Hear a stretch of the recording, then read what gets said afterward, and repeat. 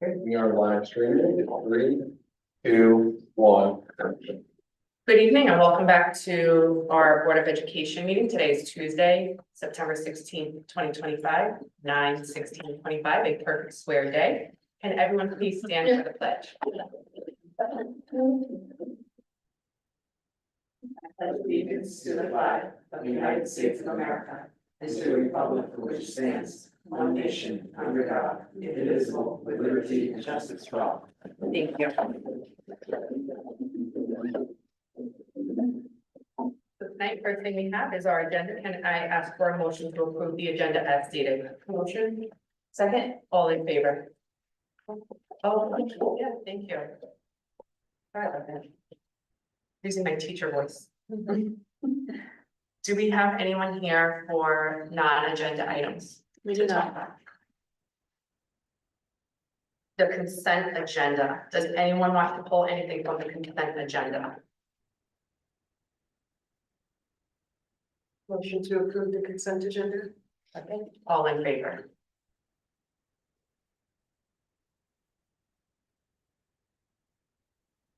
And that brings us to the hearing of the public agenda items. Have anyone here speak on agenda items? We do not. Thank you. Okay, now comes the fun part. We have some presentations. The first presentation we have is on into reading, our status on that, and our MTSS 2025 overview. Thank you, President. So we're as Ms.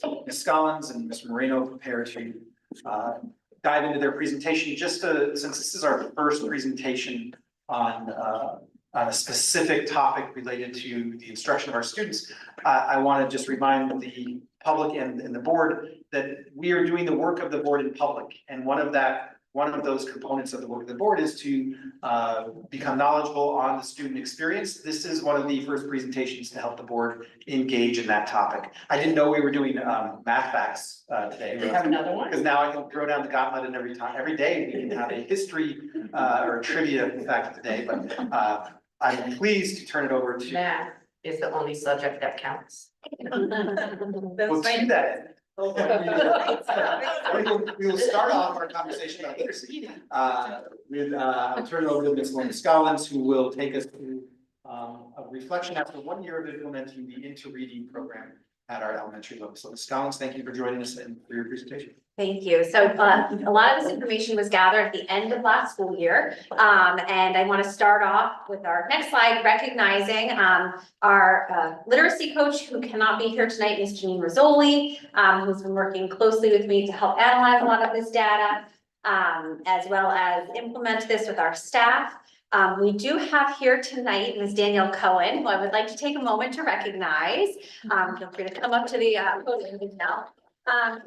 Danielle was a part of the pilot team for Into Reading in its infancy, and over the summer was selected as a teacher contributor for HMH Into Reading. One of her resources, a homework guide aligned with the new version 3 of the program, was published on their Teacher's Corner. And I'm on that Facebook page, learning all about the program, and I see Danielle's name popping up there a lot. So I don't know if you want to share a little bit about that experience and what you've done. Sure. So I reached out to them because I felt like I wanted to be more involved in this program to kind of give our kids a better experience. And they extended to be a teacher contributor for them, and I accepted. And just, it's been a really great experience. I get to create things and kind of bounce ideas off of other teachers that are around the nation, and create materials for not only our students, but students all over the United States. So it's been a really great experience. Thank you. I'm going to encourage Danielle to stand up here. She's amazing and such a resource for our staff. So she's going to join us at the podium for the presentation and jump in as we talk about some of the changes and things that we have been working on. So as we know, Into Reading looks like a structured literacy program. We have a vocabulary component, response to literature. It involves our small group work, writing instruction, grammar, all of those stations and centers that we like to see, and was selected after a year-long pilot.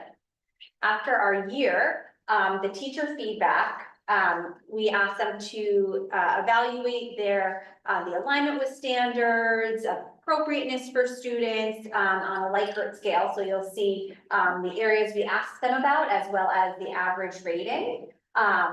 Curriculum alignment being the highest rated.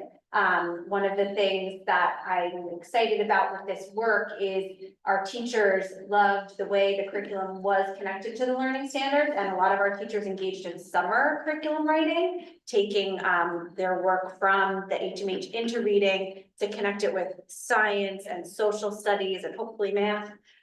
So that there was a lot of that interdisciplinary experience for students to see connections and for students to kind of spiral that information. Some of our reflections, and you can see these are actual quotes from our teachers. Overall, they really did feel like the text sparked discussion, and that it was a good program that they felt that was interactive and allowed for students to really engage in their learning and to be a part of the learning process. And feel free to jump in anytime. The next piece was a little bit of problem solving along the way. So last year was a learning year. I will say this year is also a learning year. Some of the feedback that we've received about pacing, managing the volume of the materials, as well as the writing program. That was a big component that teachers raised concerns about. And the actual physical materials. So Lauren, I'm gonna jump in there for you. So as we were going through the program, there is a lot of resources that are available to us. And when first presented with it, it was very much overwhelming. But working with HMH, I kind of have a better understanding and relaying this information that it shouldn't be really seen as like a buffet where you want to take it all and just use it, but more like a menu. So you're going to pick and choose your items that you want to use, and it becomes less overwhelming once you do that. So once we kind of figured out how to use those materials or like what is needed, then it became less overwhelming for a lot of us. And then the writing program, when we first started with it, our mentor text didn't really match the writing at all. We felt like it was very disconnected, and they heard us. So they like revamped the whole writing program. So we're kind of in the process now of just seeing how this is playing out, where the mentor text is really brought in now, linked to their grammar, linked to like quotes for their, for example, reading personal narrative, and like quotes from the book are being pulled in. So it doesn't seem like two separate entities anymore. It seems very cohesive and joined together. So we'll see what B3 has prepared for us. So that area for growth, as we transitioned to this version 3, there have been some hiccups in the transition. We are not alone. That's one of the things I've learned on the Facebook page, that schools across the country also are exhibiting similar issues. We have had some issues with delivery of materials, as well as the online component. Danielle sent a lot of emails walking teachers through and checking today, walking around in the classroom to make sure that our teachers knew what to do. Her and Nikki, our technology coach, have been tag teaming to get to every building. So that's been a huge help. Yeah, so as of right now, the last teacher I got to, we are all good with Waggle, so. So that is an area that we're still learning and growing, but again, for year 1, and then as we transition to the V3, we have noticed that they have heard some of the feedback in areas that needed to grow. So that's an exciting opportunity. And then just a couple of takeaways and next steps. We are at V3 this year. We are using the universal benchmark in HMH. So HMH does come with benchmarking materials. And so we are using that with Fidelity this year in order to gather that baseline data about our students and to see progress. So that is something that we will continue to dig deeper in now that everyone is implementing that and be able to provide some more growth measure by the end of the school year. We're also continuing with our professional learning and support, both through the company and then through our variety, our literacy coaches and all of our teachers who are working on this. This year, we've also purchased the English language learner support module, so to support our ELs in our classes. And then again, this year with the HMH benchmark and a real digging deeply into year 2, we'll be able to do a more comprehensive data review. Any questions? I have a question. Speaking of data, because historically, I don't feel like we've always done a very good job at measuring and maintaining, so this is just an idea for the future.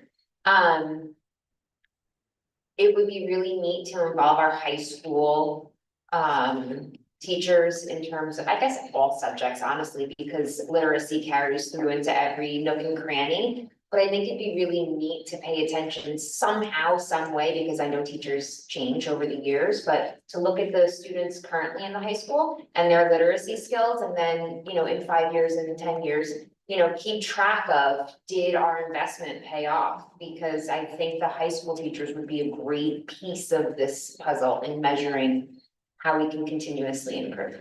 Were you listening to us? Because we were just, so one of the goals that we've been, that I have this year is to really have more vertically aligned conversations.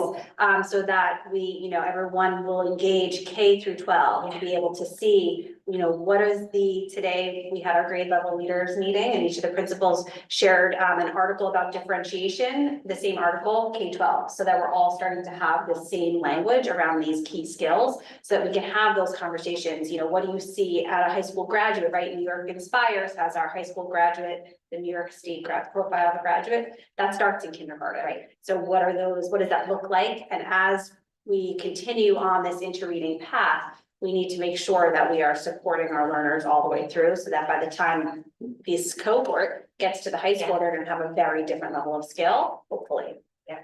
I'll be here for it. Yeah.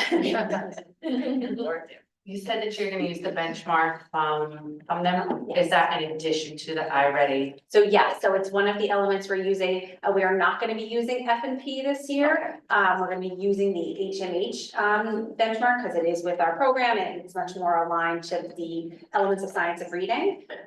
So that will look a little different. Our literacy and math coaches are putting together 1-page documents for families about these benchmarks and the different types of tests and level of materials that we're using for students that we can share that with families. And then like with both of those, most of the, we're hoping that they always align, like when you get the results from one, they match another. Do you guys have like PD and like training for teachers as to what to look for? Like if one, because it could be a bad testing day, right? Or it could be that one's picking up something. Is everybody like ready and prepared for that conversation? It's like you set us up for the next conversation. Look at this. So, yes, and Chris and I are gonna talk about MTSS, which is our multi-tiered systems of support and the types of data that we're gonna be looking at. Before we get started on that, I'll ask for any other questions and I wanna give Danielle another round of applause and thank you very much. I love that the feedback was, it went better than expected, like that was one of the teachers, like their feedback. I wanted to ask if there was, like, what are we doing about those other feedback that we got in regards to like the measuring of the progress that was lower scoring on their feedback, or we making tweaks there to kind of like make sure that we can get it to where we want it to be? Definitely, and I think we're gonna be using our some of our early release time this year to do some more targeted PD. Last year, our literacy coaches met with each of the grade levels to work on specific areas, and so that will continue again this year. We also are working with HMH to ensure they have a program called Coach Lead to give us some PD targeted for our literacy coaches who can then turnkey that. So that'll be a target area. And what's nice also about HMH is they have, it's called Teachers Corner, and they have free PD all the time. Oh, wonderful. Great. Thank you. Thank you so much. Thank you. Any other questions? If I can just weigh in on this, I really want to say I appreciate the leadership under Lauren's guidance and all of our administrators and our teacher leaders that shows the amount of teacher voice in this process. And that's key to not only being responsive to our teachers and the professionals that they are, but also we know that when you have teacher voice, led under a framework of how to operate. We tend to see that cohesion, that alignment occurs quicker, and that is the key to any program that you seek to roll out, because you can have whatever program you want, but if it's not done in a cohesive manner, led by caring professionals who know how to engage students, nothing is going to be successful in terms of an outcome that you're going to get. So thank you. Thank you so much. Thanks, Dana. All right, so we're gonna talk about our MTSS process tonight, and you can go to the next slide. This graphic is probably my favorite of the presentation for a number of reasons, but first of all, what is MTSS and why is it important? So at its most basic form, we are identifying and supporting all student needs, and doing that through frequent assessment and targeted instruction. So the reason I like this graphic is the circular motion, right? And because MTSS should not really be a start and stop, it should be a continuous process. Students will get different supports as needed throughout the process, but it should always be going on, and it should be driving most of what we do, if not all of what we do in the district. So one of the things on that previous slide that talks about that kind of goes into this slide is that MTSS is not a curriculum. MTSS is not just AIS. It is multi-layered and multi-leveled based on the specific needs of the student. So whether our students are performing below grade level or above grade level, they engage in the MTSS process, and all of our students are receiving services at a tier 1 level within the classroom, preventative and proactive, in order for them to be able to move forward. And then the goal of the MTSS team is to take our students who are identified as needing additional support or who are going above and beyond into the tier 2 and tier 3 models. So this year, some changes or revisions to our MTSS plan and policies. We're putting an emphasis on weekly team meetings with teacher teams and grade level teams to have those discussions about students who maybe have certain needs or supports that they want to discuss at those levels. Having them led and facilitated by building administration.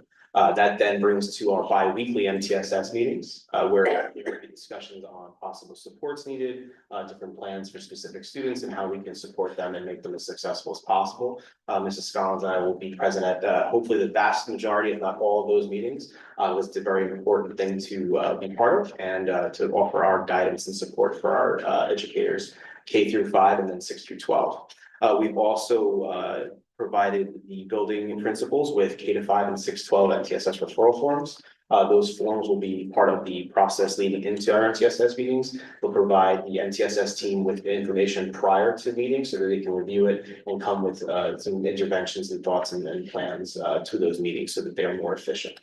And then finally, we are working to collaboratively with teachers, administrators at both the cabinet level and at the building level to compile resource folders, data tools, progress monitoring tools, tier 1 intervention lists, toolkits, so to speak, so that teachers aren't on an island and just being told to figure it out, so to speak. We are really looking to support everybody in this process. And really streamline and make sure that it's consistent K-12. So with that, one of the, we often talk about having a committee when we talk about a child's IEP and creating specific goals for them. That's in essence what an MTSS team does. And so we're asking our building principals to put together their MTSS team with the individuals listed above. And they will come together to take that data that we'll talk about in a second, and really use each of their expertise in their area, looking at the whole child and really understanding what is the picture in front of them and what interventions or supports can they put in to ensure that all students are successful. And so we're looking at making sure we have elements of each of our key content areas, as well as the referring teacher, to everyone put their heads together to create those clear goals for students. So the MTS meetings are obviously a very important part of this whole step, and a point of emphasis for this year to have consistent meetings. However, there's a lot of work and buildup that goes into that prior to making a referral to an MTSS team. So we are looking at providing universal screeners and benchmarks, collecting data and into progress monitoring on student performance in class, tests, quizzes, social emotional data, teacher reports and teacher input is also extremely important this year. Bringing that all together to get a picture of the full child and all their needs. From there, that's when we'll have those discussions at their weekly grade level or team level meetings. Come up with plans, start implementing some interventions prior to getting to the NTS team, and then from there we come to the NTSS meeting. So talking a little bit about data, students are more than just the letter M that they're reading or the number of an iReady score. And there are so many pieces that go into a child's success. So that's why we often, especially in higher level research, think about triangulation and using 3 points of data. So these are some examples of the types of data that we collect. And that looks very much like our iReady scores and our benchmarks, but also teacher reports, observations, attendance, and really that whole child experience, what they look like and how they engage in the classroom.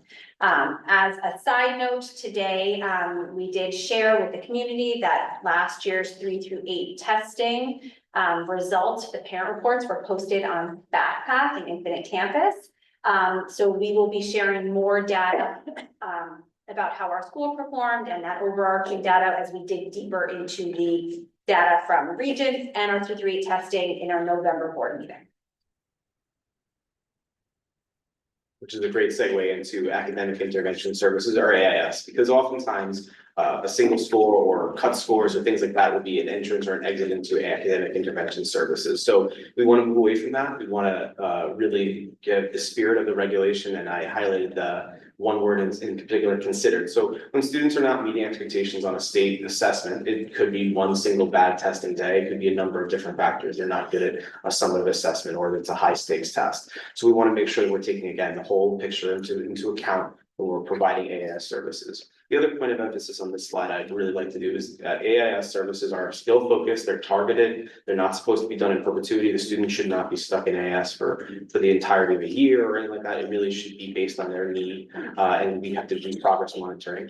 And it's also additional instruction. It's not instruction instead of, it's not supposed to be in lieu of, it's supposed to be on top of tier 1 interventions and other targeted interventions that are still happening in the classroom with the classroom teachers.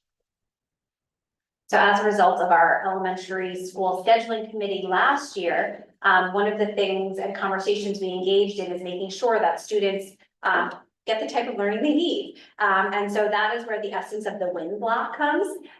So this year, all of our K-5 schools, our K-5 classrooms have a win model. These win models look like they have 2 different options for a win model. The first is in class, where the teacher and the grade level has conversation about the types of students in the class and maybe what type of activities students can engage in based on the levels that they need in their classroom. And then at that time, that is when an interventionist is pulling students to work on the skills they need, whether that's an intervention because they're falling behind or because they are excelling in an area.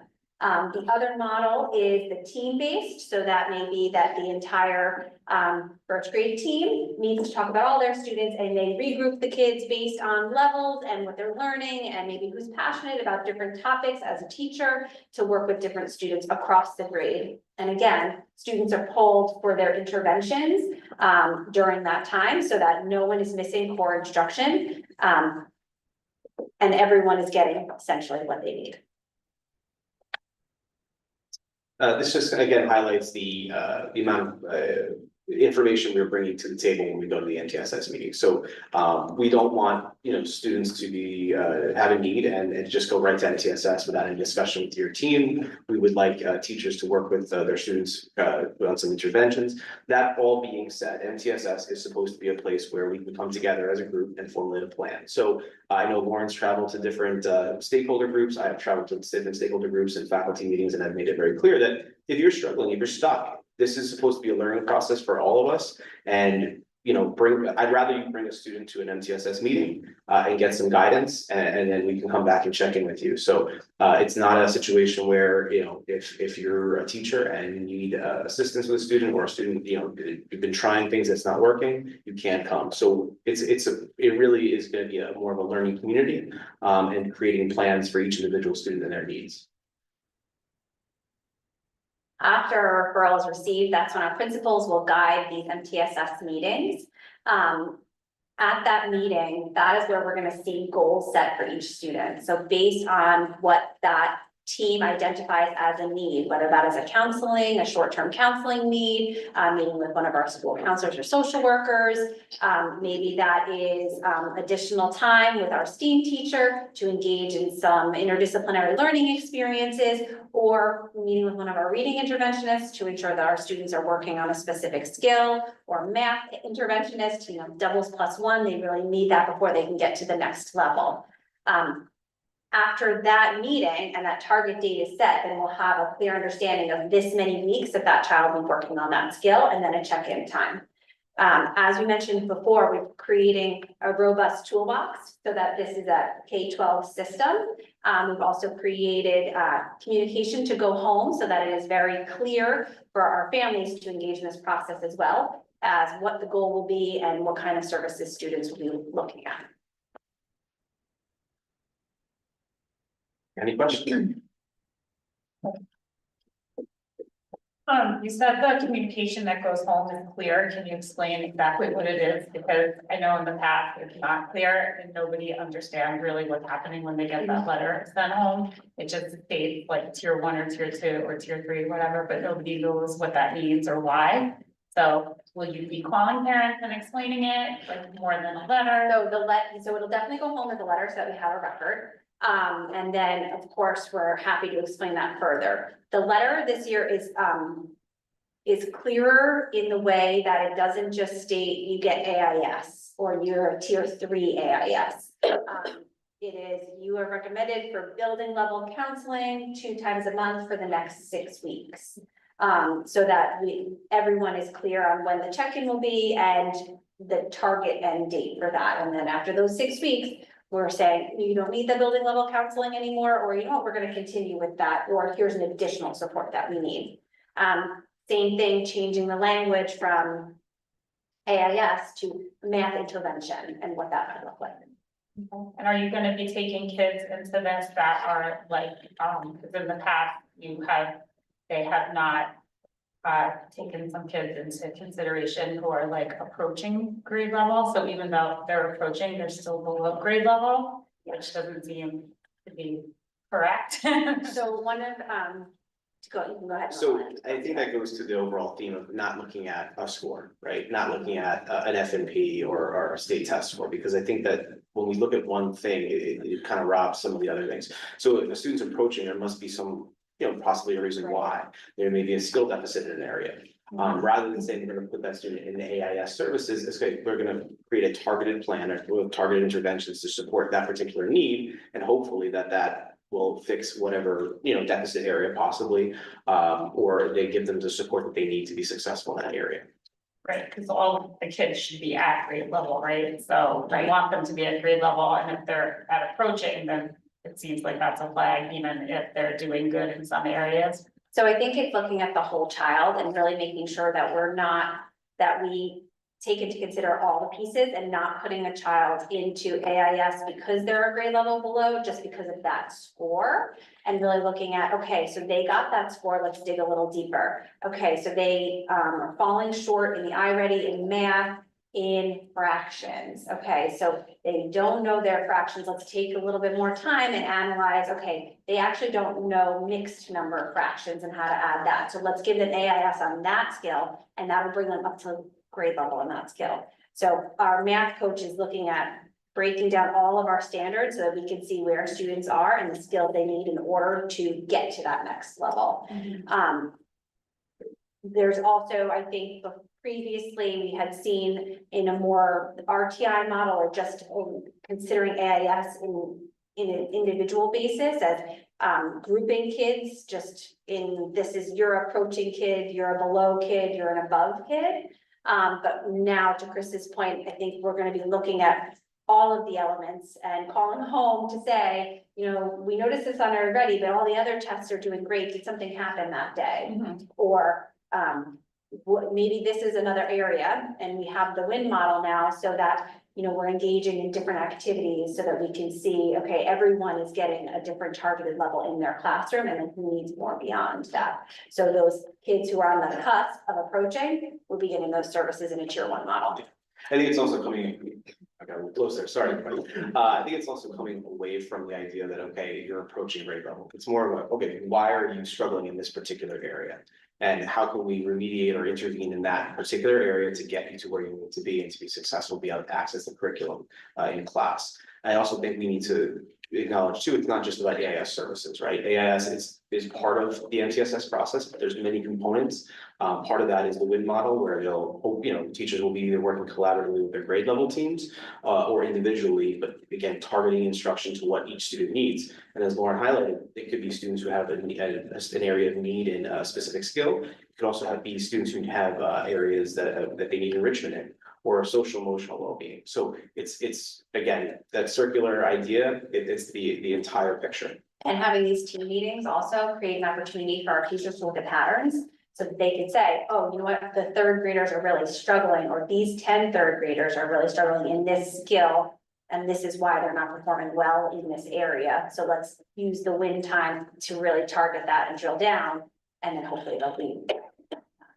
Yeah, I think too, just like sending communication home to parents clearly is important, because I think it's very confusing, what has been done in the past, and parents panic, especially when they see like approaching or below, and they get these letters. So I think if it's more clear what's happening, that would be good. Absolutely. I know, I'm asking these questions just to clarify for the community. So I know a lot of times, when we were thinking about a lot of these, things, it's been AIS, and I love that you brought that up, that it's not just AIS, but that tends to be the one thing that parents have the most information on, because it's the word that was out there the most. Can you guys just explain a little bit more about how, like, I always refer to it as a life sentence, right? Sometimes students get in to an AIS class, and then they're kind of stuck in there, right? And there's never a time for them to be able to be promoted out or get the tools that they need to be successful, or it's just, you've now been programmed, there's no place else for you to go, so we're just gonna leave you in there. Can you guys just, for the community, elaborate a little bit more about what that time frame should look like? Because I do believe, according to the state mandate, it's approximately 10 weeks it's supposed to be, and that just because the child was in AIS once doesn't mean that they have to live in there forever. Absolutely. I think, you know, I would be apprehensive to put a timeline on anything, right? Because one student might need 2-3 weeks of interventions, and they, you know, they understand the concept, and another student might need more, and everyone's different. So I think, you know, I think you have to really look again, you know, it's a cliche at this point, but the whole child, the whole picture. I also think that many times we were looking at things like approaching grade level, or we looked at a score on a state test, and they couldn't get out until they reached a certain thing. When you isolate skills and needs more, and you focus on that instruction, and you target those interventions towards the skill rather than a certain level, you can have more, I think, flexibility and mobility when it comes to an AIS process or an RTI, an MTSS process, sorry. It's just a matter of changing kind of your mindset as to what we're looking for and what we're looking at. And it's less about, oh, well, they're a J, or they're a B, or they're an X, or they're a 2, and more about, okay, they need work on decoding vowel teams, or multisyllabic words with irregular spelling patterns. They need multi-digit addition and subtraction and fraction and understanding. When you start targeting the actual skills, you can then say, okay, let's put a plan in place to target that particular thing with an intervention that's research proven, and then we can have that upward mobility for students. I think we could debate, what does it mean to be on grade level, and who decides what that number is, right? What does it mean to be on grade level? You go further, what does it mean to get an A in a class, right? So I think that by equipping our staff and the community with really understanding the skills and standards that need to be met at each level, and spending time understanding what needs to be taught and how it needs to be taught, and where those gaps are, and then helping our students understand, not that I'm bad at math, but that I don't know how to add fractions, and that's the skill I'm working on, but I do know how to do these 10 other things. And shifting the conversation away from, you know, passing or I'm failing, but really more about this is what I know now, and this is what I want to know by the end. Thank you. Microphone, my first time using it. I actually have two comments. The first one is I love that the system, we're talking a lot about academic skills, but I also wanted to say thank you for including the speech, the OT, those sensory pieces that often inhibit children from learning. Even though they might have all the academic skills, they might not be able to apply them because they just can't sit still or something. So it's super important that you're also bringing those members of that team in, because it's a huge part of learning, and it can affect all of those different academic skills, all those different learning areas in a lot of different ways. So that's another way to look at this too. It's like, it might not be fractions, it might not be spelling, it might not be, you know, expressive language. It might actually be that they just can't control their impulses or something like that. So it's a great system that is all encompassing for the whole child. A question is actually something that Lauren brought up. At what point in the process, so you guys actually kind of highlighted how the steps go through the school and through your offices, but at which one of those steps does that letter or that communication go to the parents? Because I can see potentially 3 different places where the parents could be notified. It could be the principal, is it your office, is it the classroom teacher? Like, where does that communication specifically go out to the parents, say for the first time that their kid is going to be receiving MTSS interventions? So I think, you know, what we're looking to do is when a student is brought to MTSS, realistically, I know this is probably, again, a cliche education thing, but the first time that you get a call from a teacher shouldn't be mid through the year, hey, there's a problem. So there should hopefully be communication with parents prior to these things if we're noticing issues in the classroom, number one. And then from there, if there's an MTSS referral, that's when that, once the plan is in place as to what the intervention is going to look like, that's when that letter would go out. And again, the letter is for a trail. But that doesn't mean that that letter is the only communication or any only discussion. One of the slides has a highlight of parental input, because I think that's important. What you're seeing at home, what you're seeing from your student when they're completing homework, things of that nature, is an important data point as well. We use data kind of as a term thrown around very easily, but data is a lot of different things. It's not just a state test score or the iReady, it's also observation of, you know, students in classrooms, observation at home, behavioral observations, social emotional consultations, things like that. So, you know, that's not, there's no nailed down answer there, but realistically, the letter should go out when there's a referral to MTSS and there's a plan being implemented, but also there should be communication before and after that with input and discussion. One other question, first. No, go ahead. You can go first, guys. Well, You've been waiting for. just, no, go. I was gonna say, because I know parents get very confused with these types of things and overwhelmed. If they feel there's a problem and they're getting pushback from someone, who should they reach out to start the process? Because I think a lot of people don't know, like, we know who to reach out to, but like, say you try to reach out to the principal or the teacher or someone and they don't see your concerns, what's the next step? So, sorry, go ahead. I was just gonna say, I think that, you know, you always start with the teacher, right? Because I think that, in my opinion, at least, and I believe that Lauren and Ms. Trombley and the rest of the cabinet would agree. They're doing the work with the students, right? So they see them every single day, they see where they're at. I believe that principal, and then obviously if there's still, maybe a question, then I would feel comfortable reaching out further than that. However, what I would say is that Lauren and I, again, are really gonna be at these meetings. So it's gonna be a point of emphasis for us to really have discussions about any students who, you know, are in need of anything. So I think that this year you'll see that process smoother.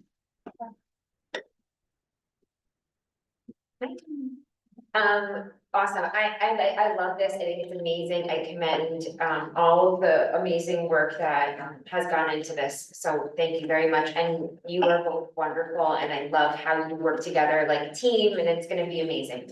On the flip side of all of this, the MTSS process is also for students who need enrichment. And I think that like the conversation just leans away from that. Like a lot of the data examples kind of lean more negative, right? Like failed courses and stuff like that. Interventions sound negative. So is a referral also going to be used for a child that a teacher sees is completely bored with fifth grade literacy and we need to do something for this kid because they have amazing skills? Could you be like a tier 2 referral because your reading level is off the charts and you need something different? Yes, so I know that our math coach actually has been coordinating this past week at the WIN model at FGL for some students who need enrichment activities and who are performing beyond what the classroom teacher is ready to teach. So she's been taking on a small group and working with those teachers to make sure that those students are receiving what they need and at their level. So it should go both ways, and I think that's the beauty of the MTSS, and New York State is even going MTSSI, it's like beyond, and so there's so many levels to it, but I definitely, yeah, and the perfect piece to having a what I need is that teachers can then collaborate with each other to say, oh, you have a child who's reading, and really interested in snakes, and we can take these first graders and put them together and give them that nonfiction skill, even though they're not in the same class.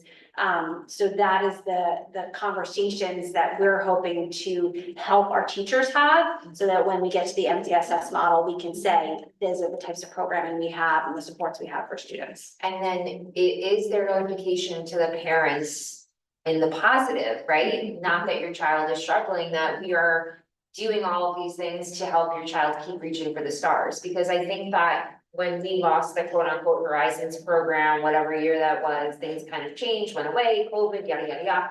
I think that a lot of the community's perspective is like, great, we have a lot of programs to support our children that need extra help. But what are we doing for students that need enrichment and need more? So I think it's really important to make sure that our parents are aware at all levels, right? K through 12, that we are also recognizing, notifying them, because, we all think our children are soaring away. But no, that's amazing. So the conversation always leans more towards how do we support students that need help, but sometimes it's not about help. Sometimes it's about needing help in achieving that extra step. My last comment or question, I don't know what it is, food for thought. I think there's also a tough challenge for students or parents of students when you're kind of like middle of the road. So do they become forgotten in this, right? Like, obviously I know the answer is no, but for the parents who say, well, my kid's just like an average middle of the road student, now you're focusing on the kids that need extra support and the kids that need enrichment, what's gonna happen to my kid? What do you say to that? Yeah, so what I would say is that the overall theme behind MTSS is getting every student what they need when they need it. Awesome. Whatever that might be, whether that be enrichment, that might be help with a particular skill, that might just be additional practice in a skill that they have are close to mastery, that's on grade level. It could be social emotional health and supports, it could be a number of different things. So the best thing to think about MTSS, the simplest one I always think about it is getting everyone what they need when they need it. Amazing. So that basically says at some point in a student's journey, they'll likely be plucked for recognized for something that they can either improve on or. There's an age-old saying that every child should have an IEP, right? Every child should, don't worry, Chris. Every child should know what their goal is and how to achieve that goal and what does mastery mean? And every family should be involved in crafting that and making sure that they know where they are, not just on or below grade level, right? It's ambiguous, but if we can say by the end of 3rd grade, these are the skills you need to meet by this point. And then start that conversation, that's ultimately the goal, so that everyone at some point should have what they need whenever they need it. And targeted to their interests, so maybe it's a passion project, or maybe it's something that, reinforcing what they need. Excellent, thank you. I just have a quick question. I think everything looks amazing that you're doing, but I know someone's gonna walk up to us and say, hey, that presentation was awesome, but can you tell me what you changed from last year to this year, just to summarize a bit so that they understand what you think were the biggest changes you made? Sure. I think number one is the overall emphasis of the district. So not that it wasn't an emphasis or it wasn't important, I do think that sometimes in the day-to-day hustle and bustle with school buildings, sometimes things get pushed or, things get rushed. This year, this is our point of emphasis. Lauren and I are making this our point of emphasis as well, amongst other things, of course, but really making sure that we are present where there's a resource, talking to, again, teachers, talking to building principals and assistant principals. The resource folders are new, again, providing teachers with supports, resources they can use. Not to say that they have to utilize those, but we are providing those things for you to be a resource, and then asking our providers, our teachers, our building principals to also add to those resource folders. So those are some of the changes, yes. So we talked a lot about what's gonna happen at the building levels. We talked about the parents. I just wanted to now bring the focus to the students. So I know especially like when you particularly have like a CSD meeting for older students, they're usually present and involved, and you ask them like how they feel during the process. And younger students, normally those conversations about the student are happening without the student present. I think you just said it wonderfully before that you want to make sure the students know master, like, what are you trying to master? What is your goal? Throughout this process, how are the students going to be involved? Like, how is the conversation, especially when we talk about our younger ones who are trying to decode or add fractions? How are they involved in this process, and when are they brought into the conversation? Absolutely. So I think just overall, as a good teaching, you want to have students understand the why of what they're doing. So I think, with the teachers, when they're in small groups or when they're in an enrichment group, or if they're seeing a school counselor or a school social worker, that why. Okay, like, why are we here? Like Lauren said, what are we trying to accomplish? Because I think it's more effective when the students understand kind of what we're working towards. Why am I working in this small group? Well, you and we may need assistance with this particular skill, and when you get that, then you're going to go off to something else. So those conversations at the ground level with teachers, I think, especially with the younger students, will be helpful. And then obviously, as students progress through the grades and matriculate, then having them maybe be part of that conversation when they're struggling, or perhaps getting input as to their own struggles as well would be something we would look into. And the teachers are building routines right now for the WIN model so that we can see that fluidity, and students can see different levels of learning going on. So that if a student is working in a smaller group with an interventionist, that it's seen as a good thing. And so that we can start to shift that conversation, that intervention is not just a bad thing, right? It could be that I'm intervening on this because I love it and I want to learn more. And so starting to build that conversation, and as we move as a district, considering how we can build that out. Thank you. Anybody else have any other questions or comments? So I want to thank Ms. Scollins and Mr. Moreno for leading the efforts that is a system-wide approach to implementing MTSS with fidelity that is understandable, that is also actionable. It's an expectation of mine that when we say something that we follow through on that. If you go back to my theory of action for this year, that is how you build trust. You say something, you follow through on it, and where it's most important is how we're supporting all learning. So that's, we look forward to implementing these changes. I would say that this work began. I'm going to talk a little bit about a system. And this is one component of an overall system where you change one thing and you probably see a change in another area. This work began all the way back when we started talking about our elementary schedules. How do we design a schedule where we can provide time for interventions that we can all, that not only fits within contract language, that works for students, that works for the leadership of the building. So this is, and then over the summer, there were conversations with administrators on what they needed and how we were going to support them. And then I commend Lauren and Chris for their approach to leadership by going to the meetings, not to go there to say what needs to happen, but to learn what's happening in the building so that when we ask questions, when the community has questions, they know firsthand what's occurring in these meetings and how they're going. So thank you not only for the presentation, but your work on this. Thank you.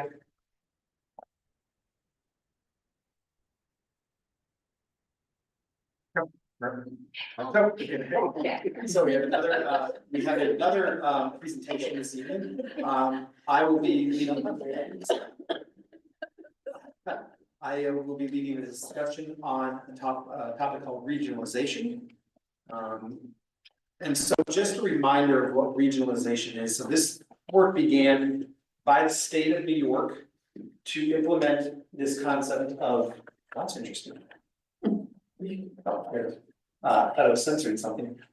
This concept began by the state of New York, about a year and a half ago, where New York State came down with the directive that all districts will engage in regionalization.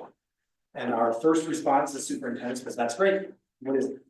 And I think New York State was trying to process through what that truly was as they were rolling this out. So we find ourselves here about a year and a half later. And we're gonna share some of the work that's been done. If you want to go to the next, the objective slide, we're gonna share some of the work that's been done since we last updated you on this in the spring. We're going to talk about potential opportunities to partner with other districts in the concept of regionalization. We'll remind everybody what regionalization is. And then we'll gather board input on priority areas, because we do have a certification form that we submit to the state to say, hey, state will say, you guys agreed to participate in regionalization and receive any funding that may come as a result of that, of partnering with your BOCES. The next step that we're gonna ask you is, what are you specifically gonna do as part of the larger BOCES plan? So we had a number of our board trustees join me at a riveting meeting last week already, last Wednesday at PNW BOCES, where BOCES gathered information from component districts, all the districts within the BOCES, and talk about what are some shared needs, what are some shared outcomes that we'd like to see. And they processed that and they presented to members of our board just for this meeting tonight, so that we can share in public where we might like to go as part of that plan. So if we go to the next slide, when we talk about what regionalization is, this is right from the New York State Education Department website. It's basically taking best practices that are occurring in isolated districts, or what the state may view as isolated districts, and scaling that so that more children in the state of New York can benefit. For those of you who have experience with school districts, you may say, well, isn't that what BOCES does? Doesn't BOCES take something that perhaps one district may benefit from and tries to see where other districts could benefit from it?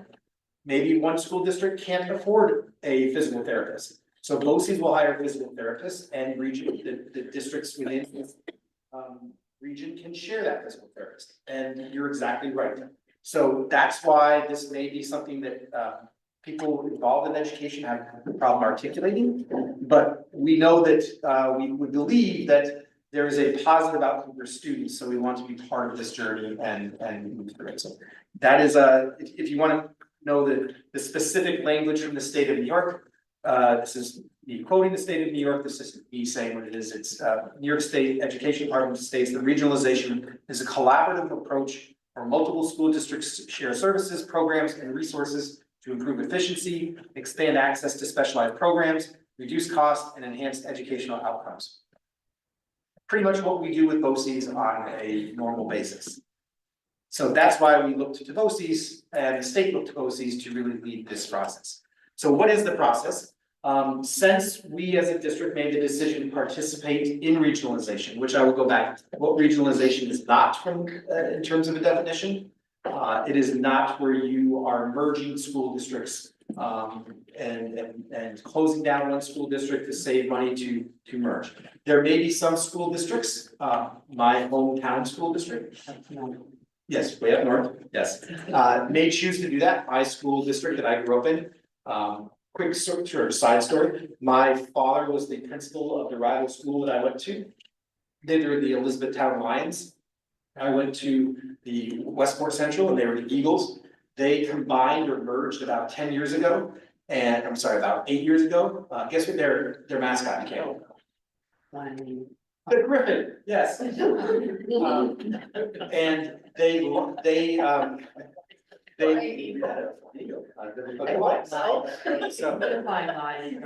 so they did not see the benefits that they were promised by that merger. So this is, what's that? How long ago? So I was on the bus, even though I lived about a mile from school. If I rode the bus, I was on the bus for about an hour. Say. So that's why my parents told me to walk. Should have taken the grip. What's funny is that we were always rivals in sports, and we don't have football, we're too small. So we played soccer, and the year that we combined, they won the state championship. So that was kind of interesting. For Class D. 150 kids K through 12. I digress. So the, it is not merging, it is not trying to close schools down for the sake of efficiencies. That is what regionalization is not. The process of this began about 1.5 years ago, where the state was explained it to superintendents. They tried to clarify through a number of public sessions. They even had the commissioner come down to PMW BOCES to clarify what it was. Some of our trustees attended that meeting.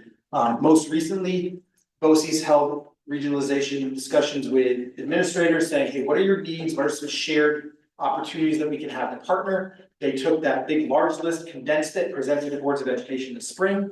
The boards of education provide a little bit of direction of what they might like to see from their perspective. We regrouped as superintendents and administrators of BOCES. They narrowed it down to a couple of activities. And then last week's meeting with boards of education further shared what we thought we were going to do in terms of our approach. So BOCES shared their final draft of the plan for our region. So what came out of that possible activities is on the next slide, and I'll just go real quick through here, because you'll see these possible activities drilled down to the actual plan that BOCES presented.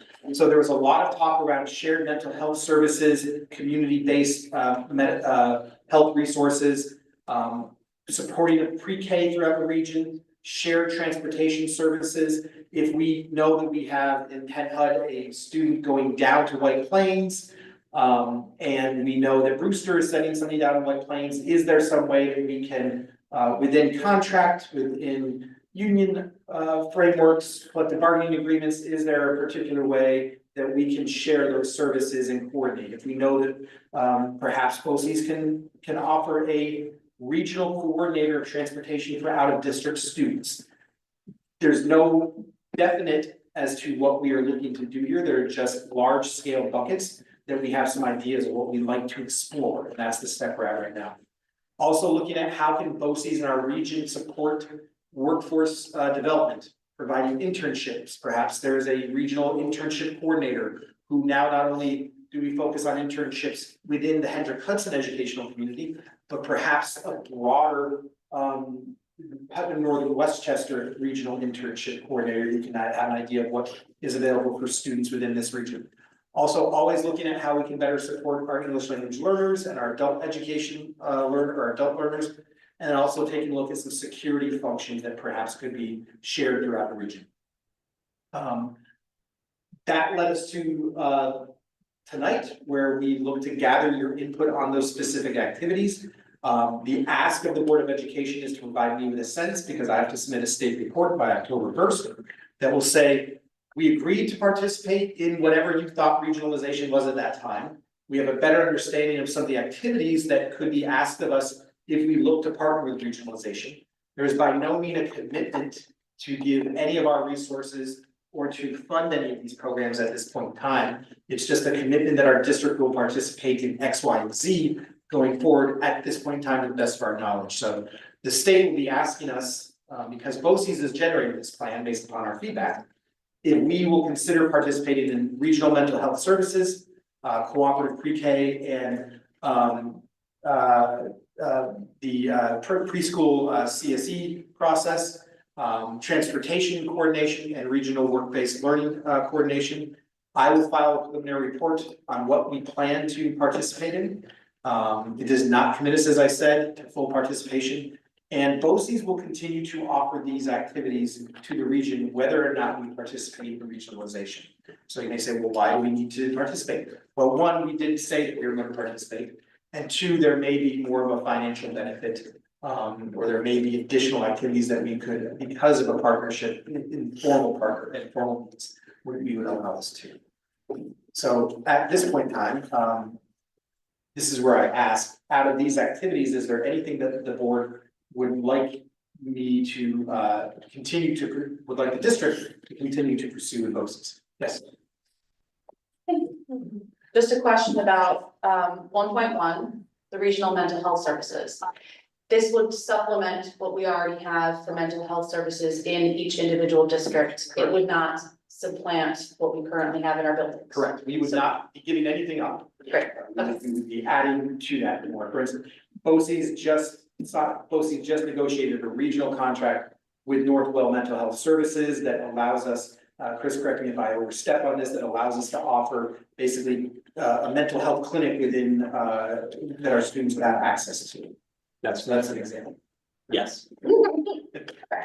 Okay, great, then yay more. And you didn't get rid of our social workers because of that, right? So that's just an example of how this might work.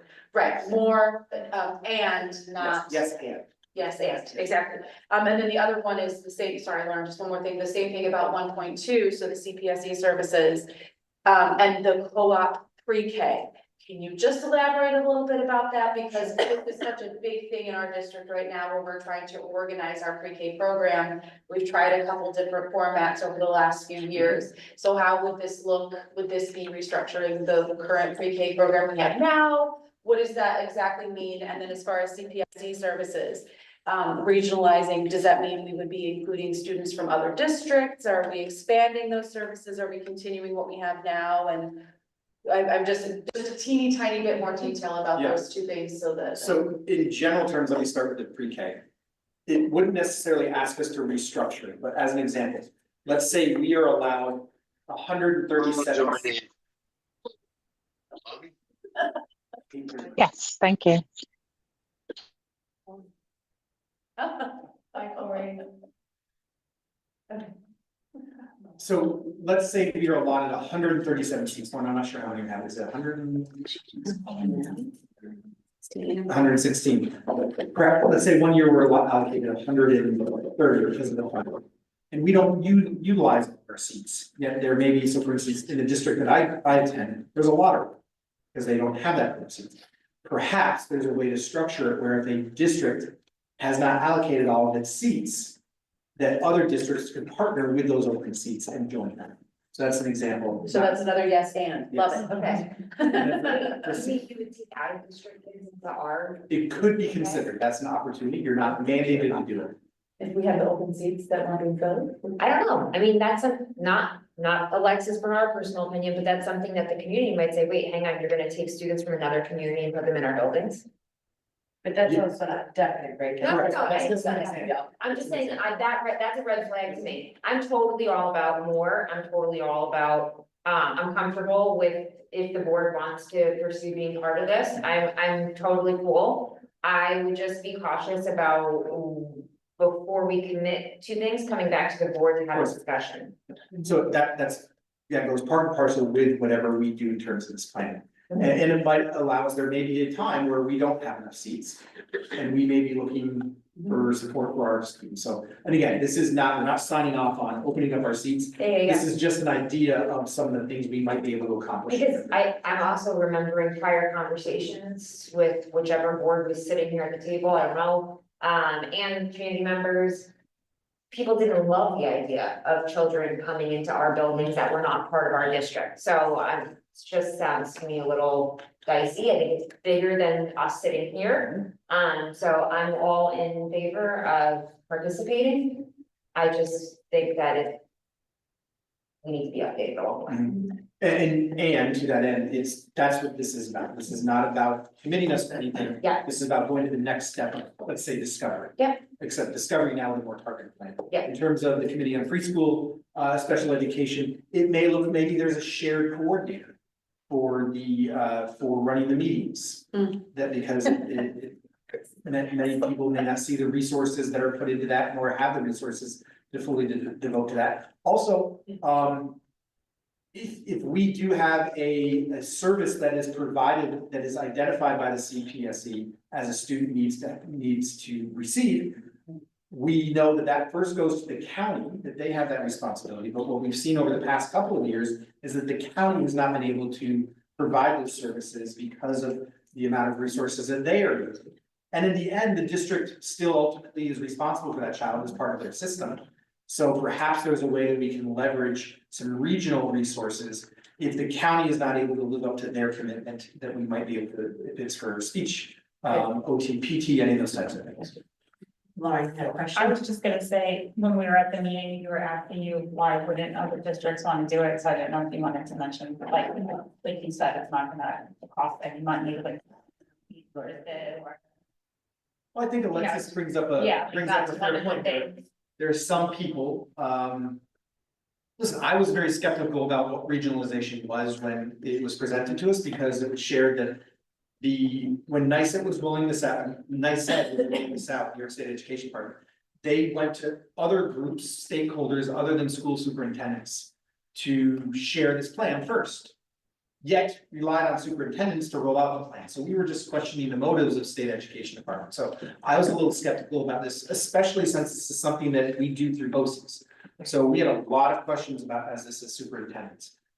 So some districts may not want to look to that partnership because they don't feel strong enough with the unknown or what they may be committing to.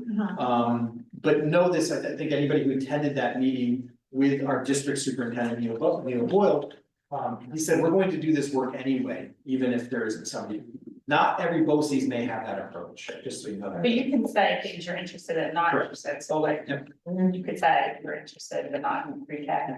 And this is one checkpoint. There may be another time to say, hey, if it's going down that road, our board and our community does not feel comfortable with that.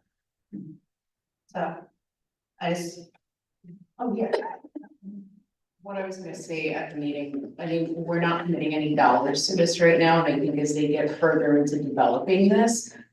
There is stuff we're gonna have to come back to the community with once we figure out dollar amounts and how this is all gonna roll out. But I think for the initial steps of us just saying, you know, why wouldn't we do this? Why wouldn't we want a partnership just to see where it goes so that we're involved in that? I don't see the harm in doing it right now. It's not like we're signing the district up for anything and we're saying, hey, this is what we're doing now. This is just saying that we're interested in it and we want to participate, right? Yes, correct, at this next stage of the plan. And I, of course, we will always bring you updates. We will be transparent. We will, that's why having a close partnership with BOCES, and BOCES has been a true partner in this. The fact that BOCES took this on gave me the confidence to know that we were going to do it as a cohesive, and supportive, in a cohesive and supportive manner. I just wanted to ask Chloe, so this was a conversation that we had started last year, we went to meetings on this last year and had discussions. As you're listening to this now, do you have any questions that is not anything not clear for you, or any comments on things that you would want to see included in here? I think that, when we were talking about like the pre-K, like, in past years, have we had a lot of open spots? Like, have we had, like, for our district, have we had open spots? Cause I feel like, again, like, I personally agree, like, that, why wouldn't we do it? I think BOCES, a lot of my friends are in BOCES, they love it, like, it's a great program. And like, it is a different pathway where like, my friends who like wouldn't be successful in school are really successful at BOCES. Like, even people like that are my friends on my team, like, they're really successful in BOCES. So I think if we could start that off for like younger kids, I think that's great. But I think in terms of like, the other side of like, do we have the spots? Like, have we had in past years the open spots? And if we do have the open spots, like, what could be a benefit of not, like, if we didn't fill those spots, isn't that extra like money? Like, I could be wrong, I don't really know. Like, if we have an open spot, like 20 kids don't come, like, I think the argument would be like, why would we fill our spots if like my kid could get a benefit from it?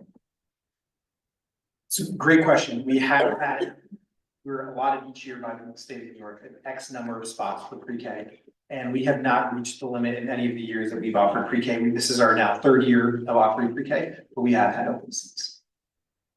I mean, I think that will be, as we said, once we go through talking with like our partner schools and BOCES, seeing what are some areas that we want to look at for partnership.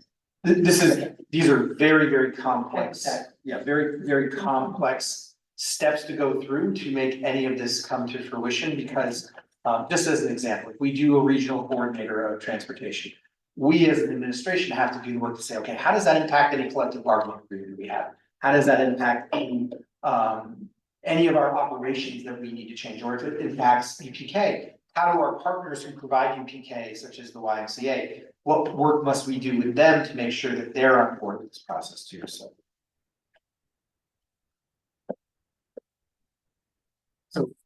sorry. I was just gonna ask if anybody else had any questions or comments for the table. Is it the sense of the board that we submit that we would be willing to go to the next steps of planning and exploration on regional mental health services, cooperative pre-K and CPSD services, transportation coordination, and regional work-based learning coordination. With the understanding that you will be kept abreast and updated as to what that means. Can I just ask, 1.4, does that include the like adult education, you know, Yes. and then security? Is that also on 1.4? Cause I know the slide before you went, I know these were just areas that they said were possible, they said, looking at like the safety coordinator positions, SRO, which of those I categories? think Camille mentioned that that's gonna be tabled for right Okay. now. with the plan. Okay, For some reason, he said it was gonna be tabled just based upon as a. Yeah, I think they were gonna work through trying to get the same pay scale across the region, but that's for the next time. They're just presenting the outline that we just saw for now. okay. I shared the activities slide 6, just to show Okay, many of the main topics that came up as part of the planning conversation, so. thank you for that. Okay, so it's the sense of the board that I will submit, that we are willing to explore all activities, as presented by our regional BOSIs. Thank you. Okay, so don't think you're getting off the hook yet. We are up to agenda item number 8, the superintendent's update. Okay, so we have a few items that we are gonna update in the form of a presentation on reopening, so, Greg, if you wanna pull up our reflections on reopening. So if you remember last year, I know all of you do very well, we committed to providing, particularly with the reorganizational plan that was in place, we committed to provide a detailed presentation on reopening. I liked it so much, I thought I'd do it again. Not because we have a reorganization, but because of the amount of work that goes into supporting the reopening of schools, and I wanted to take a moment to recognize the many groups of our employees who helped to make that possible. So, again, if we go to our mission, I want to focus on that because, I want to pause to just reflect on how intricate it is to launch our school system. And I use that word system purposely. A system by its definition is a coordinated network designed to achieve a particular outcome. For us, that purpose remains here, our mission. So to explain, excuse me.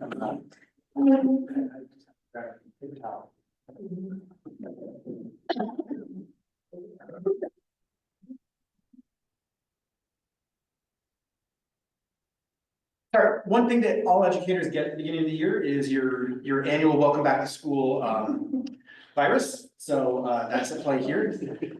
So I apologize for just having to step out. So our system, we are trying to meet our stated mission. That is the sole purpose why we exist. That's to inspire every student, become an engaged, passionate learner, reaching their fullest potential and giving back to our society. Our system is remarkably intricate. Consider the countless elements that we have woven together to open schools. Evolving health guidelines, new technology rollouts, staff development, family communication, after-school programming, UPK, supply chain delays, community partnerships, new regulations, and unexpected events. We all have to be responsive to those inputs to our system that may help us or hinder us from reaching our stated mission, which is the desired output of our system. So each of these inputs shapes how we fulfill that mission. When one input shifts, even slightly, it can trigger a domino effect. For example, not that this would ever happen, but let's say there's a new cell phone regulation that may cause a district to adapt to logistics and management protocols, and a shift in funding from one state to provide a universally free breakfast and lunch saw us to adjust our food service operation and plan. So launching the school year is not just about logistics. It's about harmonizing every piece: transportation, nutrition, classroom readiness, safety, and more, so that all of our students start strong. The complexity of our system means that small changes create big waves, often unseen by the public, and I wanted to take time to explore those waves tonight. So for a few minutes this evening, I invite us to reflect upon these integrated parts and how we as leaders, how can we as leaders anticipate challenges, foster fluid communication, and provide supports to our staff so that we can thrive not just start throughout the school year. And most importantly, tonight, I want to celebrate what went well and reflect upon what we can do to improve. So if we go to the next slide, excuse me. This is what we want to do, just that. We want to look at what happened, what went well, and what we can improve for next year. Because believe it or not, it's almost June. And if it's almost June, it's already almost time to start thinking about what we need next September. Nobody's counting, right? So as you know, this is one of my favorite quotes. You're already thinking about it, right? You're already, this is one of my favorite quotes. It reminds us that we cannot predict every challenge, especially at the start of the school year. But the act of planning brings our team together and prepares us to adapt. It's not about having a perfect plan. I was at my son's reopening, and he's a first grader in South Orangetown School District. And this was as a transformer actually was exploding, causing a change in how they do their pickup for that particular time. Good thing I picked my son up early. But a question was asked, why can't you get it perfect? And I wanted to answer it, it was my place. But there's no way to get such a thing perfect. We strive for perfection. We start planning the minute the students go home to how do we welcome them back. But because there are so many intricate inputs to our systems, we must try to plan for the best and hope, plan for the worst and hope for the best, excuse me. So that's how we approach these things. And true leadership, you know that you cannot plan for everything, but you've instilled in others, members of the team, that they should respond in a creative, responsive manner, because they're not going to get it perfect. And how we respond, especially with something as intricate as opening schools, almost matters more than how we planned and tried to address everything. So I want to express my gratitude to everyone who supported us during our reopening, and we continue to refine our systems even now. For instance, I was asked, is transportation perfect? No, it's not perfect right now. And if I were to come up here and say that to you, that would be a lie, and that's not how we approach things. But my expectation is that if it's not perfect, each day will get a little bit better, and continue to improve each day. So I'm proud of our community. That means everybody who called in, everybody who shared information, everybody who expressed a concern. These are all things that we need to hear. Our children, I know, are our top priority, and we all want them to have the best possible experience. And since it can bring so much anxiety when we open schools, all of the inquiries I've received so far have been delivered to me with patience and understanding. Most of the inquiries say, I know it's opening, I know it's early. So that right there demonstrates empathy and an understanding that everybody came here with good intentions to try to do what's best for our students. So I want to thank the community for their continued partnership. Before we begin, I had planned on inviting every single member of the group you see before here to this evening to recognize them and celebrate them and share with them this joyous occasion. And luckily I have a very good team who I'll make this G-rated, who reminded me that probably inviting people to a board meeting would not be a present. What's that? It's almost 8:30. It's almost 8:30, I'm going. So Greg, could you click on a brief slideshow so that they didn't have to attend this 8:30 meeting? Just to recognize a small group of our employees.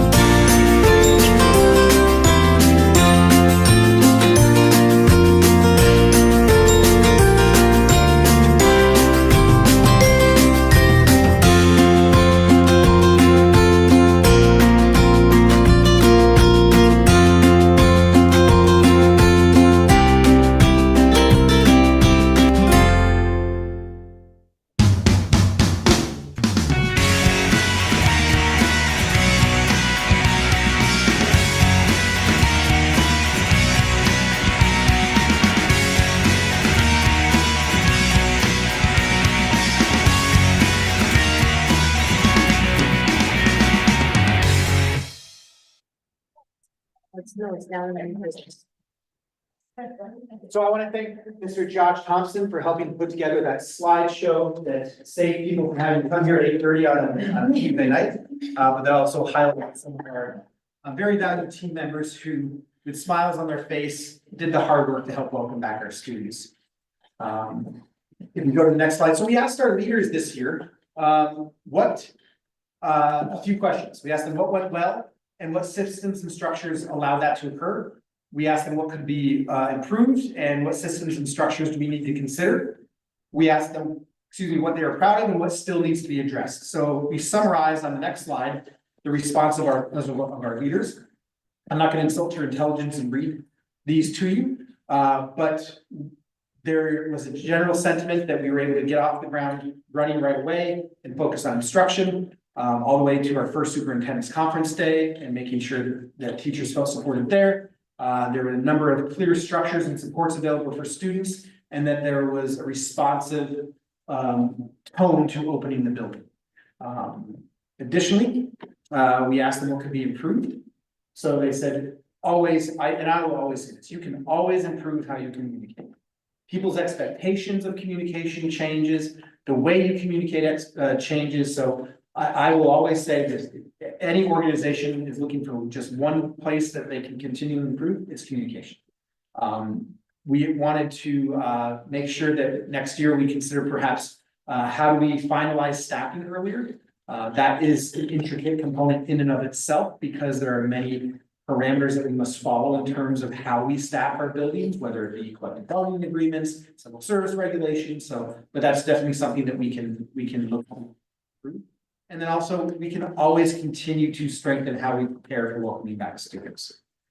We didn't just ask them what went well and what could have been improved, what we were proud of. And many of our leaders expressed that the staff worked together as a cohesive collaborative unit to get the ultimate goal of reopening schools in a smooth manner. I received information that echoes what our leaders shared with us as well, that many people felt the buildings were in a shape that they had not seen in years, and that they felt the buildings really were. I love a good wax buffed and polished floor. I don't know if it's from my military training, but when I walk in and I can see my reflection in the floor, I'm right there. That's just one of my kick plates are a big thing for me. If kick plates are clean, water fountains are clean. So the attention to detail I feel was there. So thank you to our facility staff for really paying that attention to that detail. Because Coy, I hope you can understand why we're taking time on how buildings look. Because I truly think that if students feel that they are in a safe and clean environment, that can allow them to focus on learning. So we hope you felt that. And also, our leaders felt that there was a positive culture and leadership tone throughout the building, that the first day went smooth. It allowed people to focus on getting their classrooms, their learning spaces, their workspaces ready to go. That's what they were proud of. And then the next slide is areas that we probably could address as we look into the next school year. Again, communication came out as a theme, additional family engagement, and always how we have student supports at the forefront of our mind. So those are all ways that we can improve. Next slide, we didn't just ask our leadership and our administrators what could be improved. We put out, before school started, we put out a form. Now, our staff and our employees and even our families have ways to receive support on things they're concerned about. Whether it be you reach out to a building principal or a classroom teacher about your students' progress. If you have a facilities concern, we have a facilities help desk system. We have a technology help desk system. So that's a normal process where staff log concerns about their facilities, which is often something that we have to drill down to when we open up schools.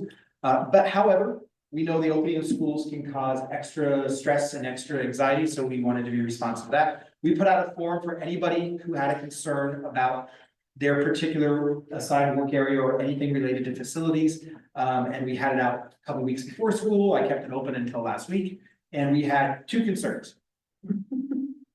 And one of the parameters of submitting that concern was you had to touch base with your supervisor first.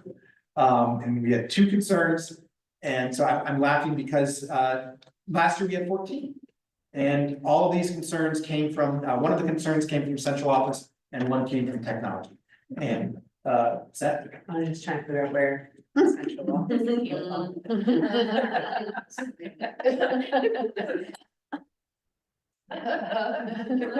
if I submitted it because I wanted that data for this presentation? But,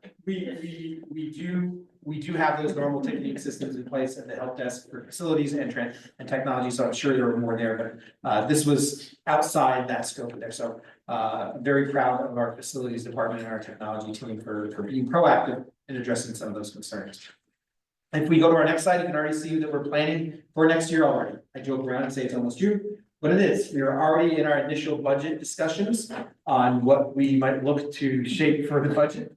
You get 1 day of no budget talk, and that's probably the day after the budget vote. If it's a passed budget, you get that time to take a breath. And we also are continuing to implement our strategic plan and plan towards that.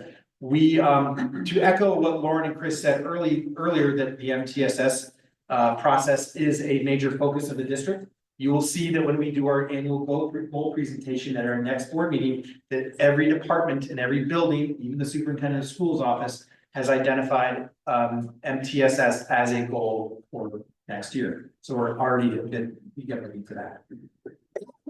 And with the next slide, is there any question about topics that we presented that you that the board has? And before we go to the board questions, I'd like to thank our administrators, faculty, staff, all of our employees for their efforts on reopening. Josh, thank you for Josh Hobson. Thank you for the opening on the video presentation. And for Carmen, once again, reminding me, people don't want to come to the board meeting if you're celebrating at this time. Invite everybody, like the entire 100 people, yeah.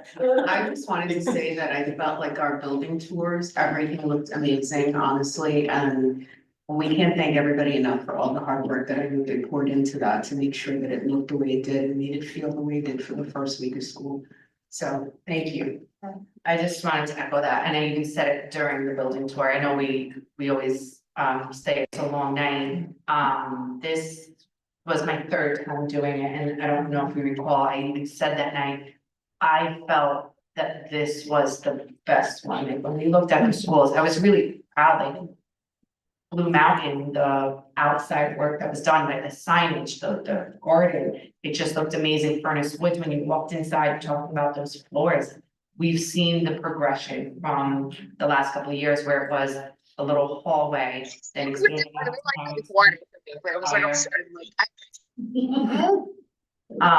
it's like almost the entire front part, the lighting, the change in the lighting. Like when you walked into the schools, it really felt welcoming. And I just want to thank facilities and all of the members who then identified those and then facilities getting it done. It was really beautiful to see.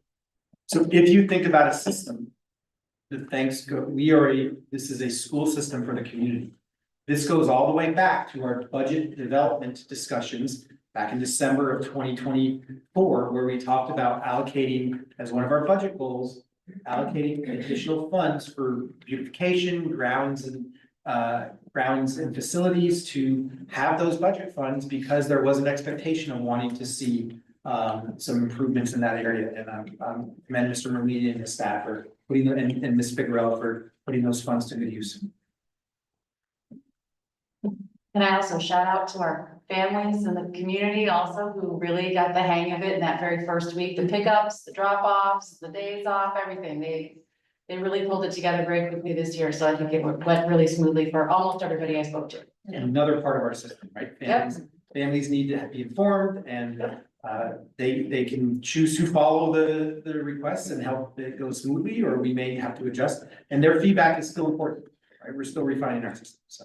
I was gonna say too, just any staff or students or parents I've talked to, have all just had positive things to say, even the kids are all happy.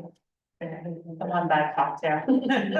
And I know we were very apprehensive with some of the new policies that we had to put in place, but I feel like everything has been rolling out in a very positive way, and our students are resilient as well and able to rise to any challenge that we put forth in front of them. Ready? So Chloe and I prepared this. So we know that this board is dictated by Robert's Rules of Orders, parliamentary procedures. And Chloe had wanted to discuss a topic on lunch, and I think it's appropriate, and the bathrooms. I didn't know that bathrooms will go for it. So the way that you do this during a particular, and Chloe has her training tomorrow. Yeah. Her first training on Florida, remote, you're doing it remote. Grade 3, yeah. Period. Right? Yes, so we're gonna walk Chloe through this. So in terms of parliamentary procedure to be heard during a speaker's presentation, you would say this, Point of information. and then the chair can choose to recognize you. She said no.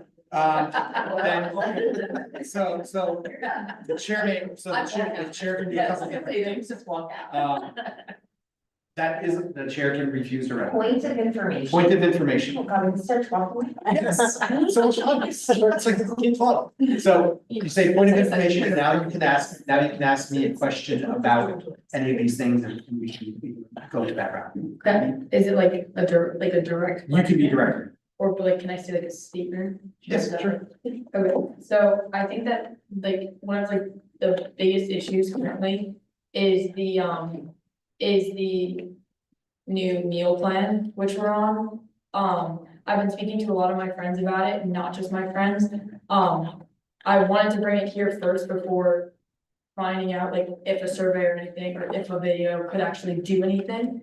So if you all like take a look to your right, that box over there, those are for fruits. So basically, like, let's say you're me and you wanna go in there and you wanna go get food, it's free, so you could go and you could get a pizza. You are meant, if you have to get a fruit or vegetable, it has to go on your plate. If you don't get a fruit or vegetable on your plate, you have to pay for lunch. So you have to pay for it, so literally, every single one of my friends, every single kid in the cafeteria, there's probably 4 or 5 kids which would pick the vegetables on the old year plan anyways. They would pick the vegetables like optionally. When you're being forced to pick the vegetables, Claire makes you take it, and you put it in a box. And you can't even donate the food to a thing. I was talking to Mr. Canceres today about like you're not allowed to donate the food anywhere because like we've touched it and like the whole thing. So then it's just like tons and tons of apples, oranges, like everything, and just going straight to the garbage. Which is like really, really bad to see. Also, like in terms of the new school plan, like the food plan, a lot of kids, what I've been picking up on are like,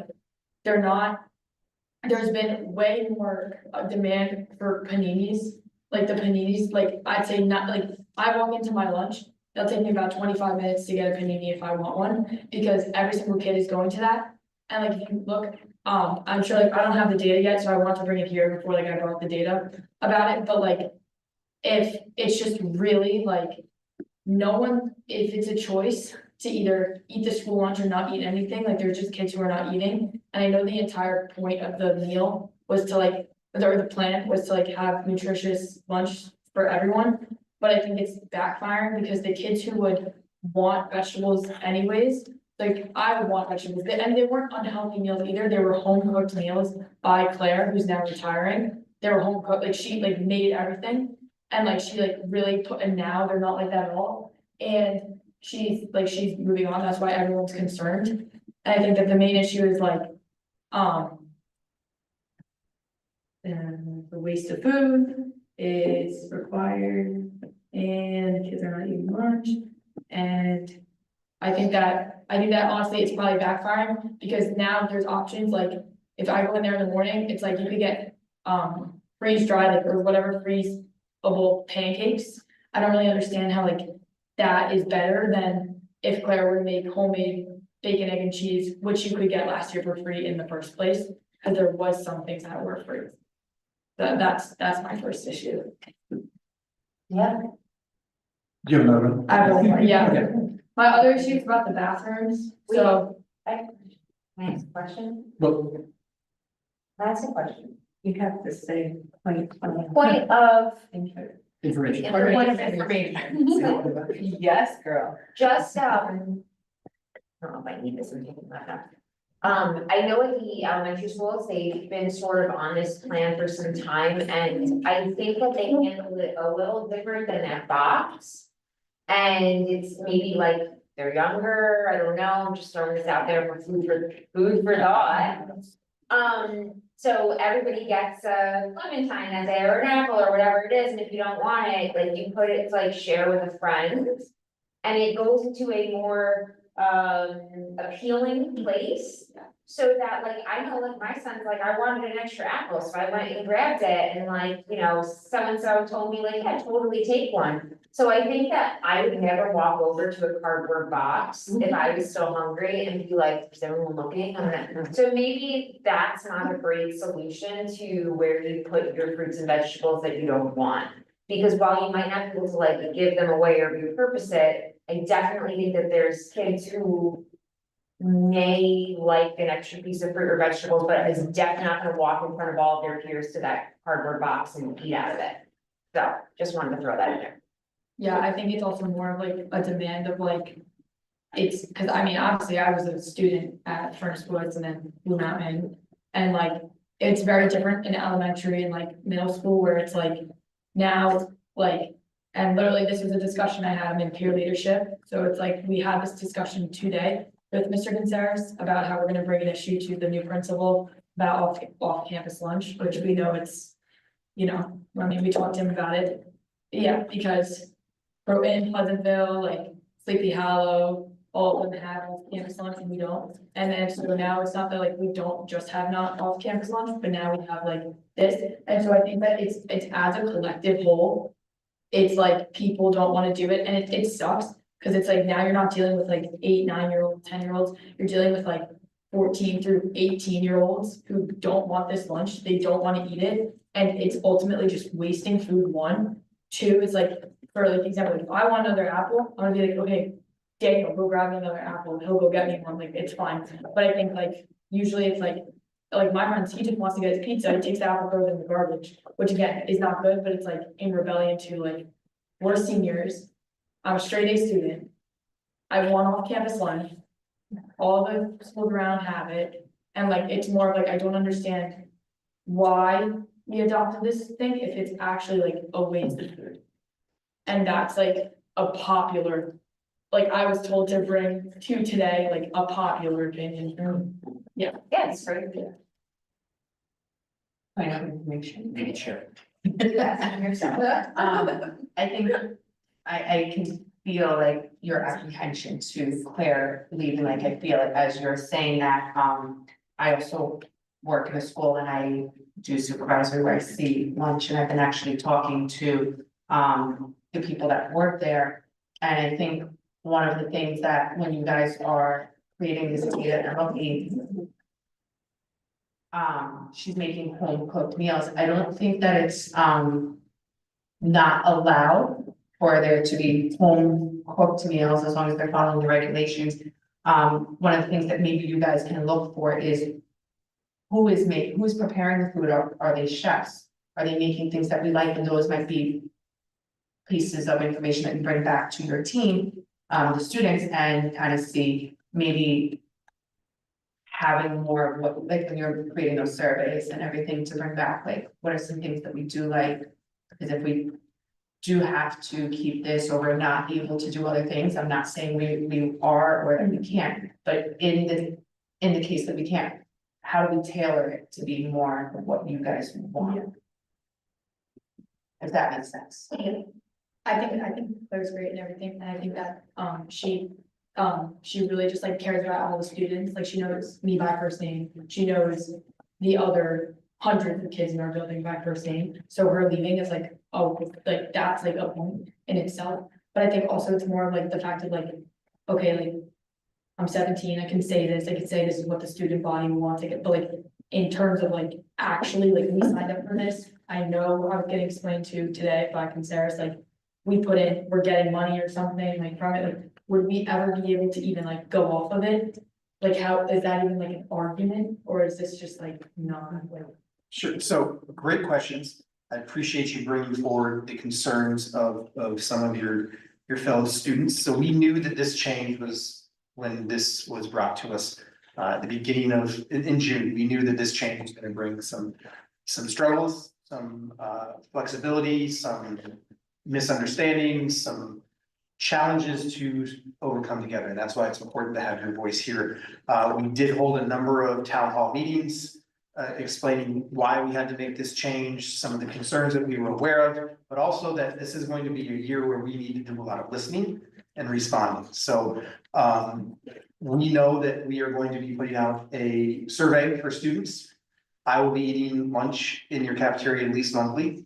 Oh, yeah, I have a meeting, I was ready for lunch with the principal tomorrow. Okay, I hope somebody sits next to me. But I'm okay if not, but you're doing all the things that we're asking you to do is to use your voice through government. We met with student government before school opened up. They shared, hey, we've pulled people so far. It's the start of the school year, so we don't necessarily know until we see the lunch that's there, what it's going to be like.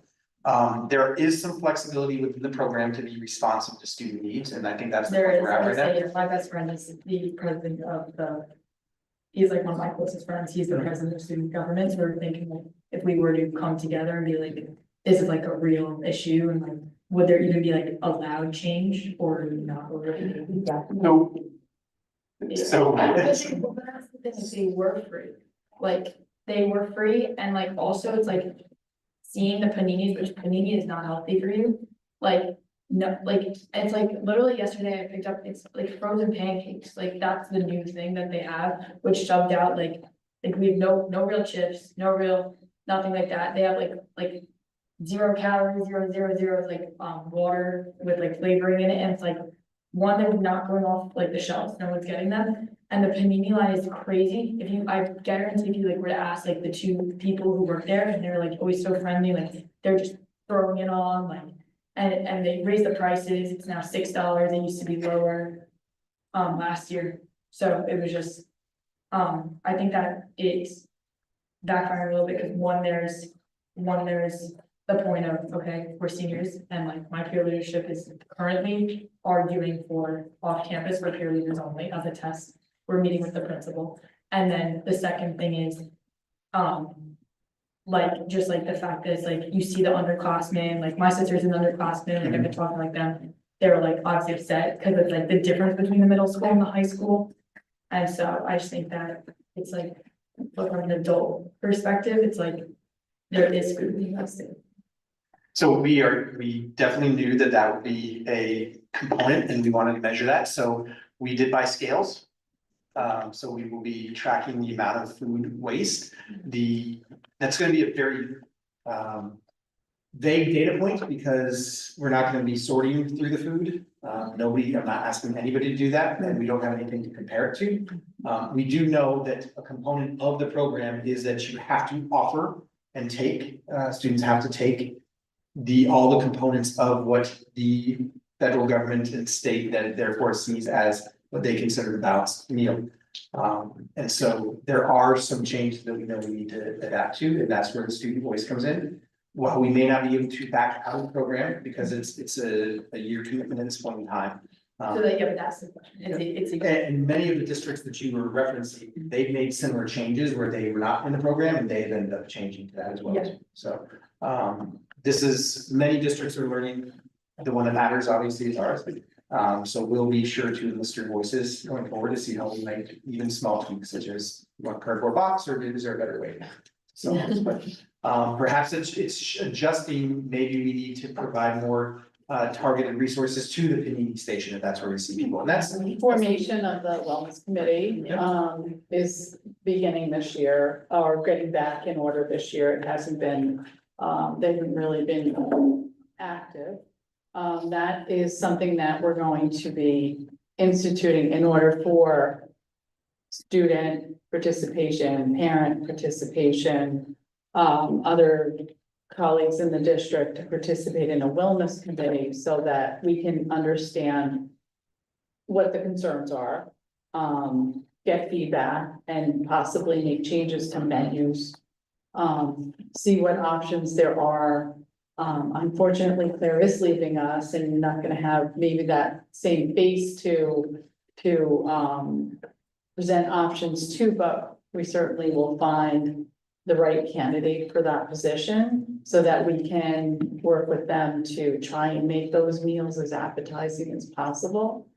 the components of the meal require certain ingredients. Yeah. And that's really what is impacting the food, and we wanna find ways, because other districts do run these programs.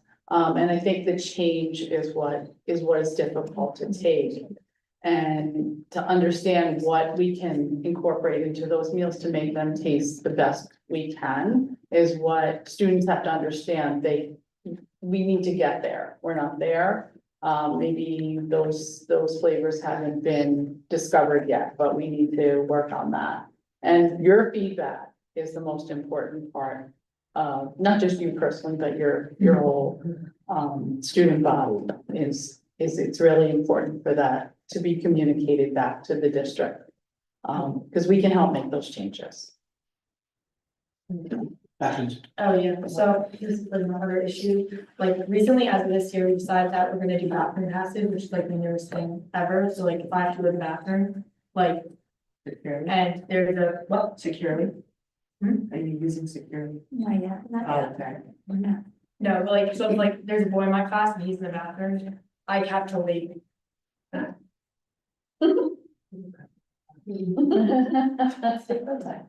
I have to like wait until like whatever, so that's like the first, but that's like whatever, so basically you have to take a pass and you go to a bathroom. So like I'll be in a class like in the basement and I have to go up, take a 5-minute walk to the only girls' bathroom that's open. And I understand it's because of the vaping, like we were literally talking about it today with Mr. Kazarski. He was our guest speaker in our peer leadership class, so I was very influenced for this meeting. But I just think that like, obviously, the vaping in our school it's a big problem. But I think that limiting all the bathrooms is not helping, because now you just have all the same kids who, guess what, they're gonna vape anyways. They put it on them, you cannot search them, it's on their body, they go into the bathrooms, then you have the underclassmen who are, they're 13 years old, they're going in and it's just bathrooms full of kids who are vaping. Like, and it's just now it's one hot box, it's now that's where they all go, because there's only one thing. I remember being a freshman, being so scared of like the kids who would vape, that I wouldn't use the bathroom all day.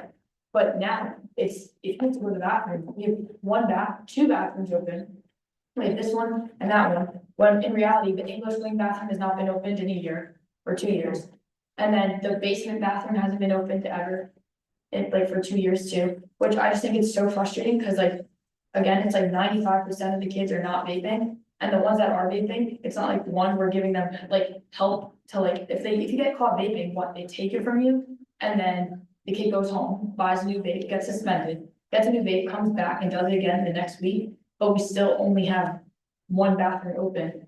So it's taking so much longer to go, and for kids who may not be 17, I don't even care, like it's, and when I tell you, I walk into the bathroom, and every single time I walk into the bathroom, there is a kid vaping. I'm not making up that statistic, so it's like every single time. I just think it's an issue that it's like, it's jeopardizing every other kid in the building by only opening 2 bathrooms. Cause like even with the security guy who sits outside the bathroom, a male security guy cannot do anything about the girls vaping in the bathroom.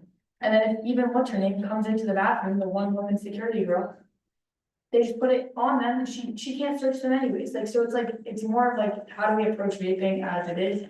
And then also, why are all of our bathrooms like closed?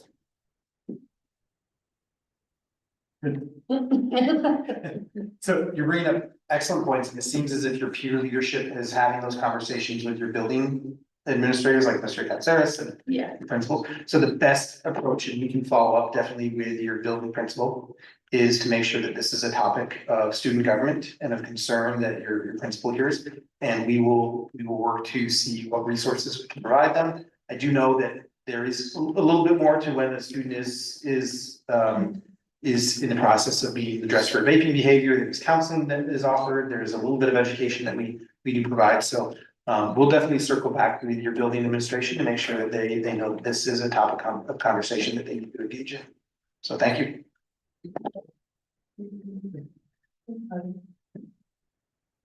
Any other questions regarding reopening? Okay, that is my report on reopening. We do have an abridged cabinet report or update this evening. Ms. Figueroa was gonna give an update on food service. I think we Kind of already covered done that. that. And so I'll turn it over to Ms. Joy if you have anything to briefly update the community.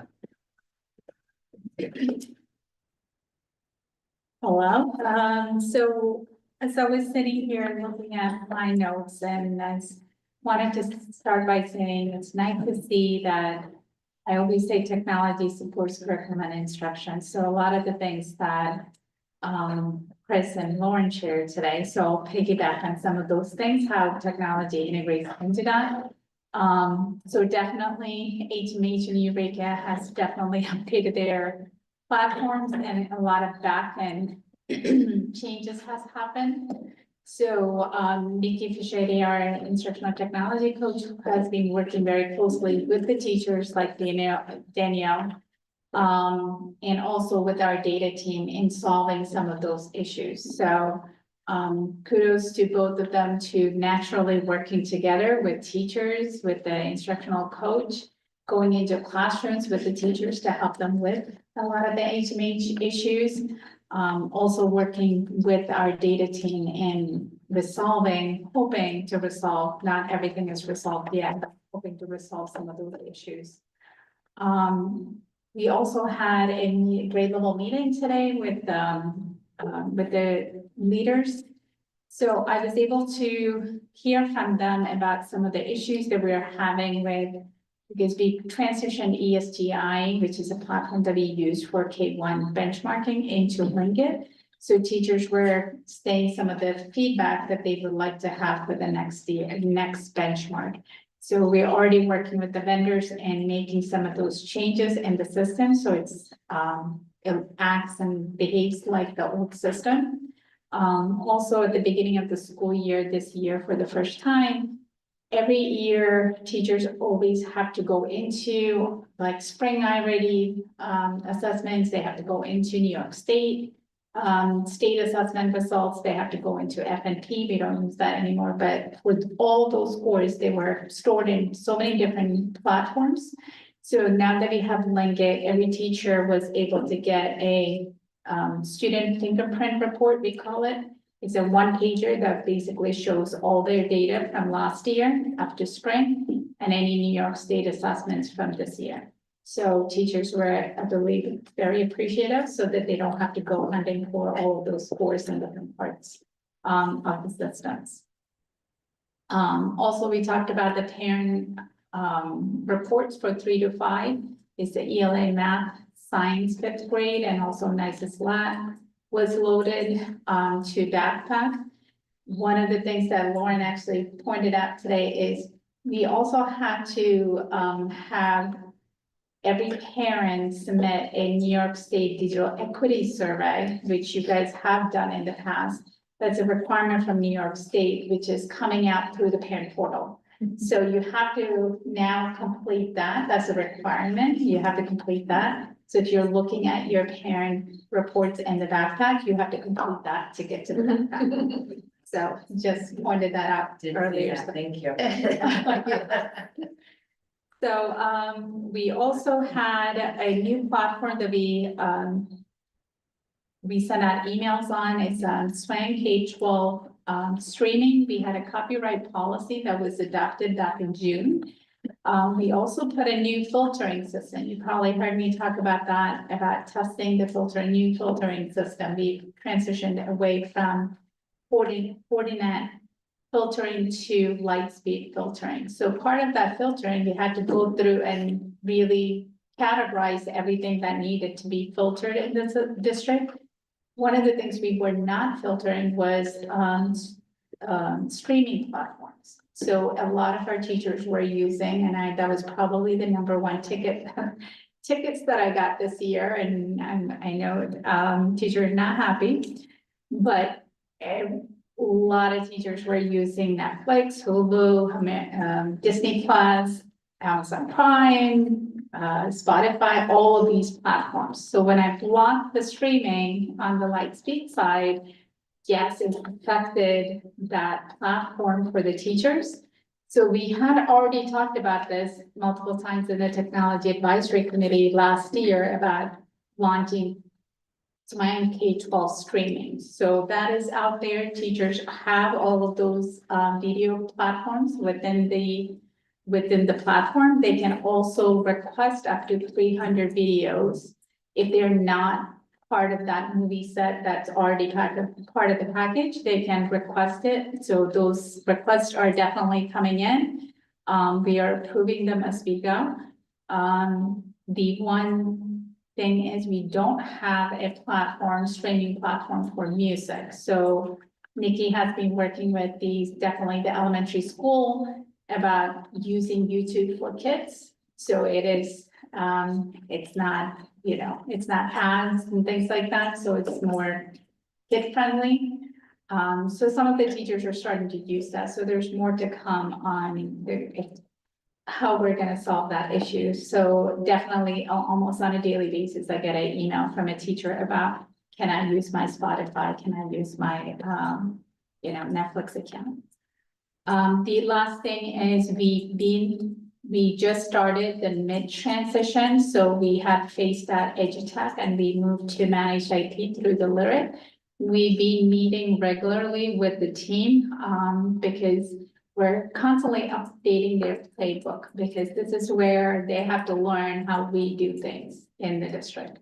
So sometimes when they're rejecting tickets and back to the district team, we're like, no, you need to handle this. This is what you guys are there for. So we had a couple of meetings this week specific on tickets, on what they need to do, that at least the first level of support before they push that back to the district. So they're very adaptive to that. So they are learning as we go.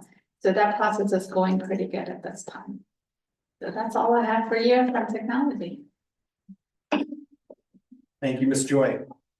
And that concludes, there are no questions for all at this time. I'll tell my children to go to bed, and there are no, that concludes the superintendent and cabinet update.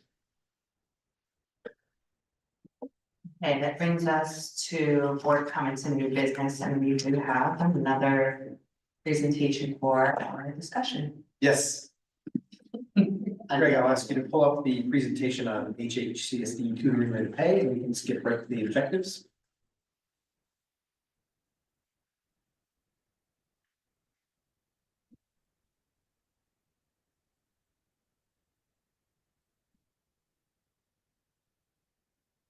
Any feedback on the presentation? I did. No, we'll hang on. Reverse, right? Reverse. Okay. We'll get there. The MTSS. I'm a superintendent, they say, right, to make all these decisions. Like sun colors. The purpose of this brief discussion, it was brought to our attention in the spring. And we as a board decided to discuss this, to talk about the rate of pay that we provide for tutoring. So this discussion will take us through that in terms of the purpose behind tutoring functions within the district. That will be on the next slide. What we see here is there are a couple reasons why the district provides tutoring. One of them is for homebound instruction, and another is for hospitalization. Both of these are instances where a student, due to a medical reason or a physical event, cannot attend the school as determined by a licensed medical professional. And then the district is obligated to provide the tutoring for that student until they are able to return to the school district. Additionally, if a student is suspended from mandatory attendance and instruction, the school district has a mandated responsibility to provide a certain number of instructional hours per week to that student while they are serving out that instruction. So those are the main functions within the school district that we would look to provide tutoring services.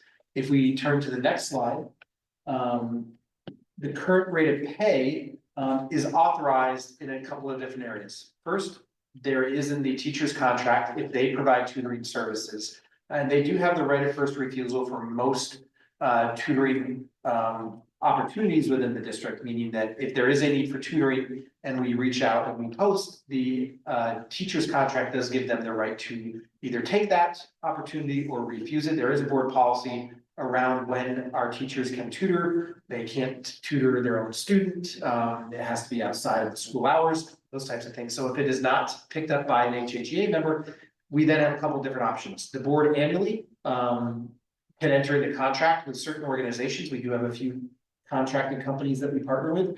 And the board also authorizes, which is the purpose of the discussion tonight, opportunity for outside tutors. They are paid an hourly rate. And that currently hourly rate is $51 per hour. And we've been asked to take a look at that. And the question before the board this evening will be, is this something we want to keep in terms of the current rate of pay?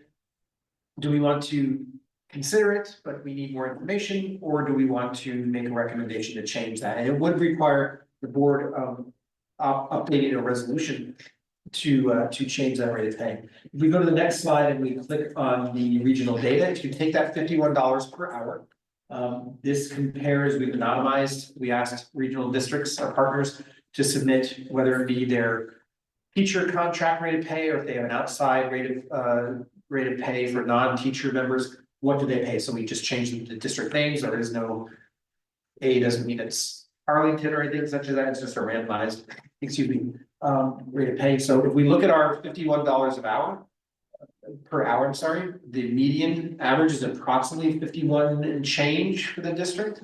I'm sorry, that's the average. The median is about $53.96 per hour within the region.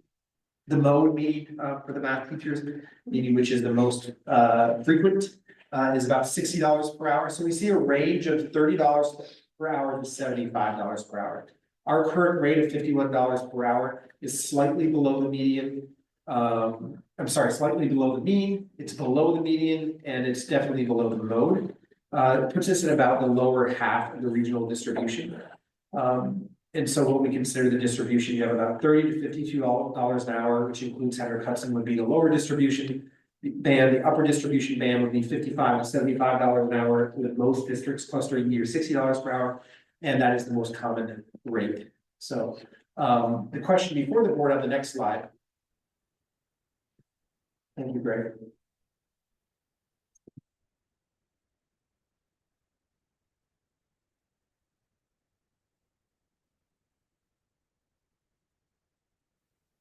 As is queued up, the question before the board is this something that we want to explore changing? Do we want to continue exploring this, look at additional data if needed, or do we want to table and we're happy with the $51 per hour? I guess I would need a little bit more information, like what's the total dollar amount that was spent from last year when it comes to that amount, right? We would need to know what the magnitude is gonna be if we say we want to change it from $51 to something else. We're also in the contract negotiations, I'm sure you're gonna start, so that's also gonna direct that conversation as well. So I think for me personally, I would just need a little bit more information before I can say. We will definitely get that information. One thing to keep in mind as a business rule is that tutoring can vary from year to year based upon need. Depending upon the number of suspensions, the number of homebound students, the number of hospitalized students, but we can definitely get you that. Perhaps maybe Jill, a 3-year average. Yeah, no, I'm gonna try to get that information for you now, because I don't know if I can log on. Absolutely.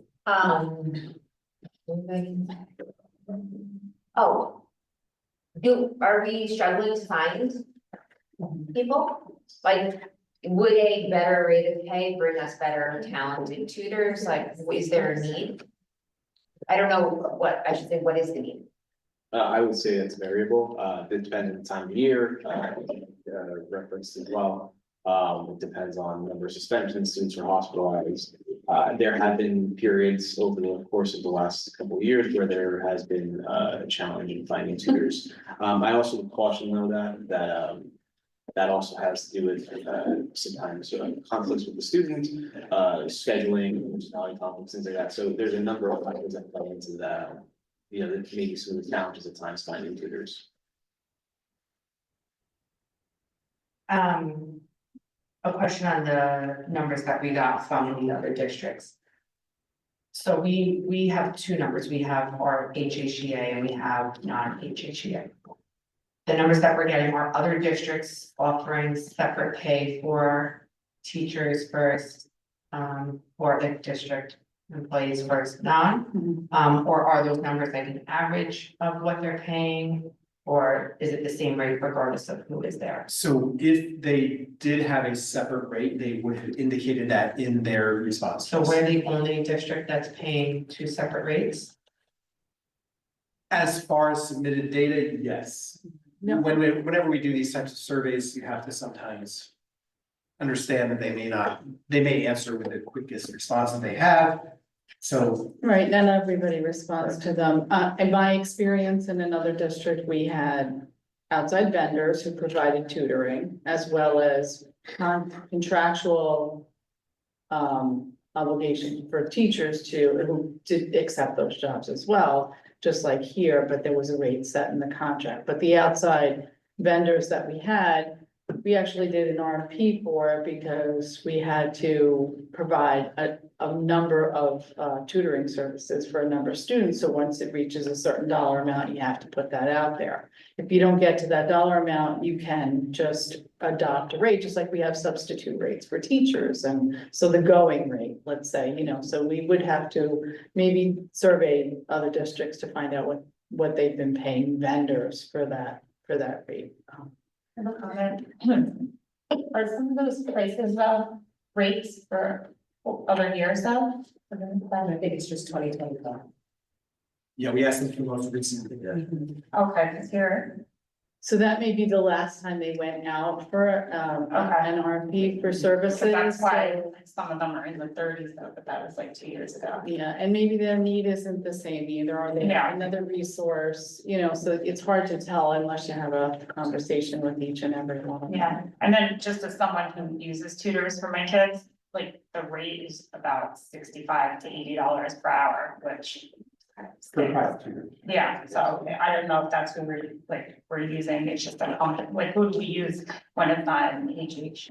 Great question. So we use individuals who have applied in the past and who continue to say their services are available. So if we had a need, we could always put out a posting for additional tutors. But it's been a pretty strong group of individuals who have agreed to year do that.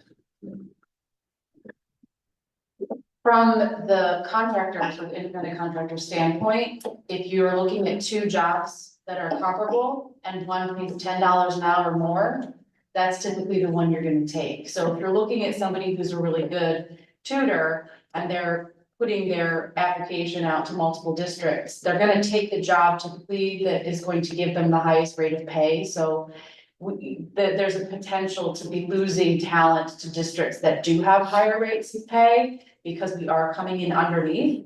So just from a talent perspective, we might want to consider joining with some of our neighboring districts in raising our rates so that we don't lose out on that talent, especially if we do have a need for more tutors who aren't already district teachers.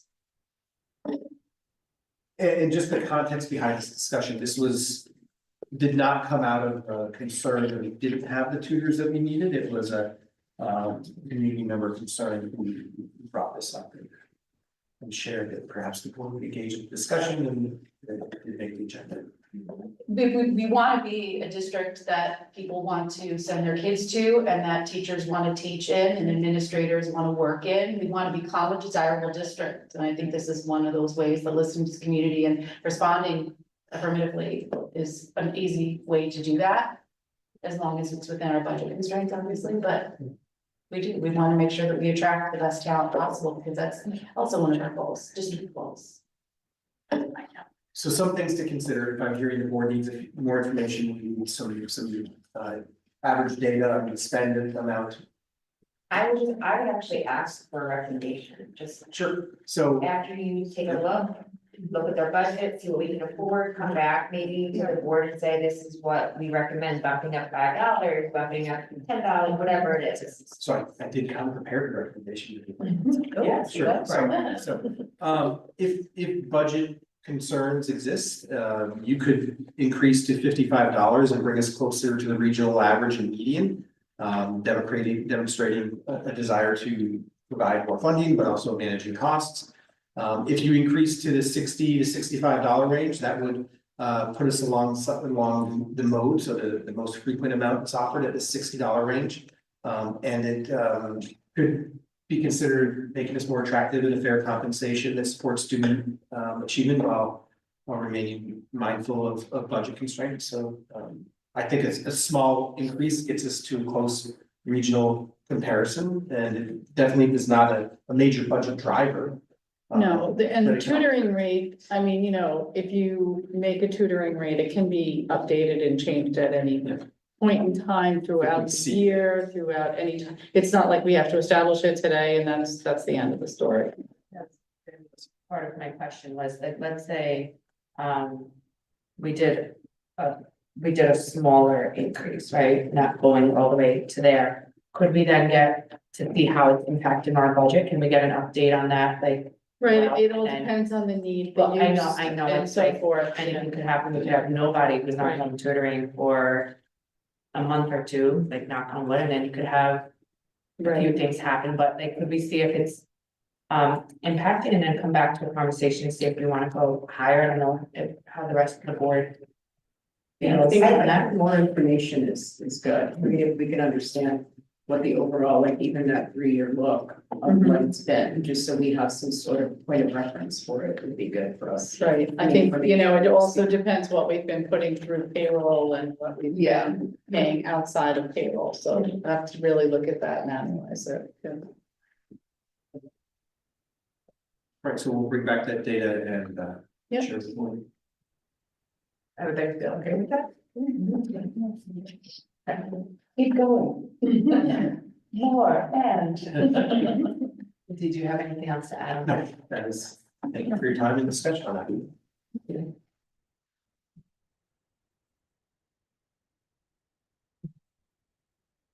We are moving on to policy, so just bear with us, we have a few second readings and a few first readings tonight. So we are starting with a second reading of policy 4324, multi-tiered system of support, MTSS. In accordance with regulations of the Commission of Education. Second. All in favor? So this policy, this is the second reading. We did the first reading over the summer. And we brought it back because we were waiting to just get the presentation with that today. And it just outlines everything that was in the presentation that our district is going to be doing moving forward.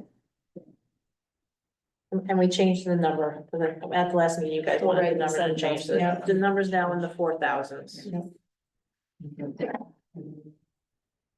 Does anybody have questions or comments or any follow-up after seeing the presentation on this one?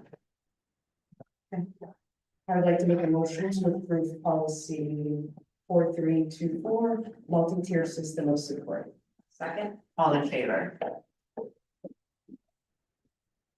So that moves us to the second reading of policy 5155, admission of international students. The board recognizes the cultural enrichment.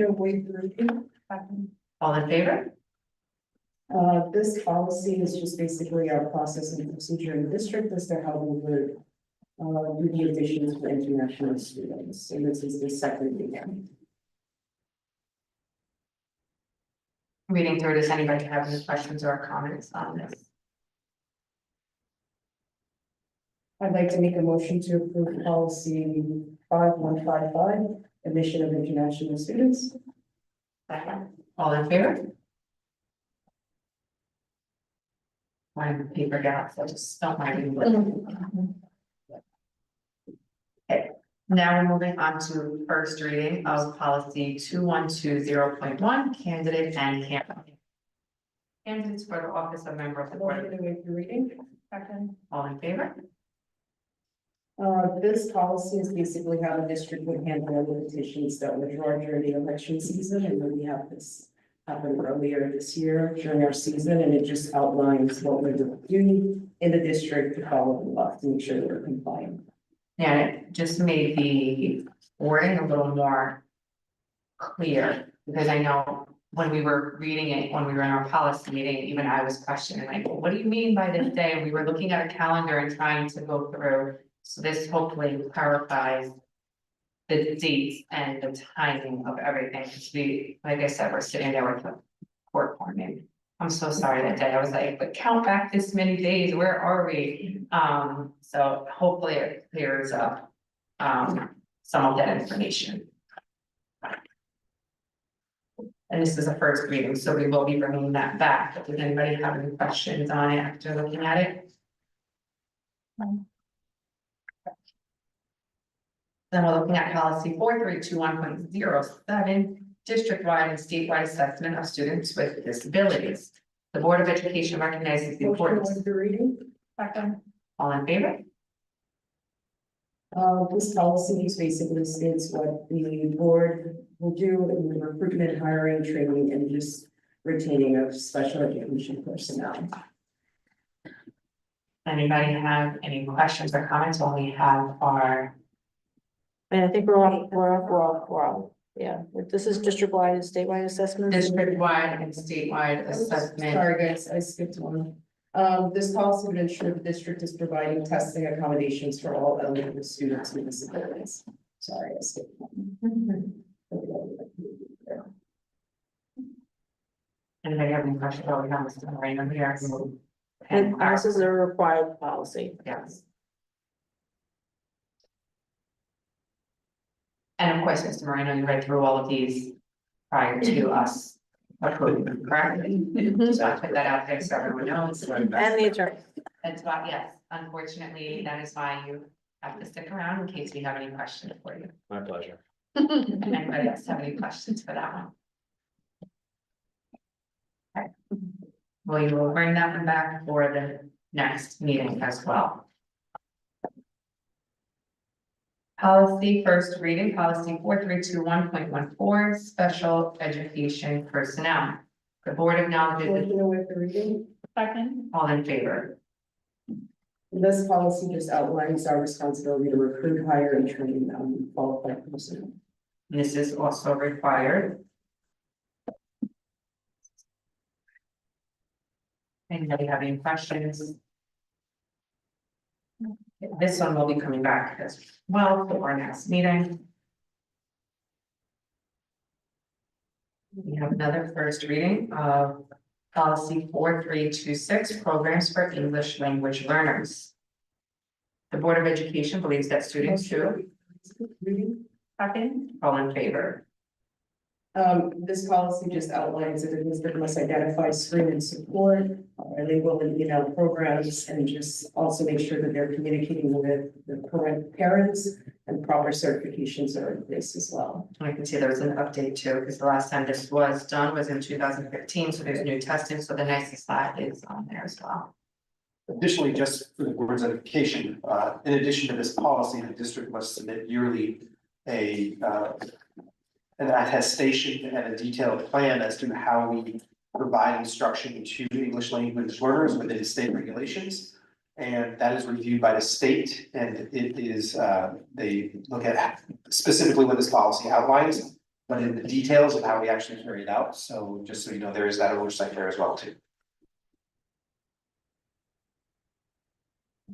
Anybody have any questions or comments? Okay. We will be bringing that one back. First reading of policy or of the revision of policy 5152, admission and enrollment of non-resident students. The Board of Education affirms its primary. Second. All in favor. This policy just outlines the requirements, I guess, of tuition fees for non-resident students that can be enrolled in their schools. And again, this was last updated in 2006 when it was adopted. So you're going to notice there are at the beginning, we changed quite a bit just to make it more inclusive and just more detail of tuition rates. It almost, I like the subcategories here because it's very clear and easy to see what we're doing. Yes. And we had a good discussion in the policy meeting too about changing the date so that students would have all of their days that are required in order to get credit for their testing at the high school level. So we did change the date for residency transitions to January 30th to make sure that those students would get full credit.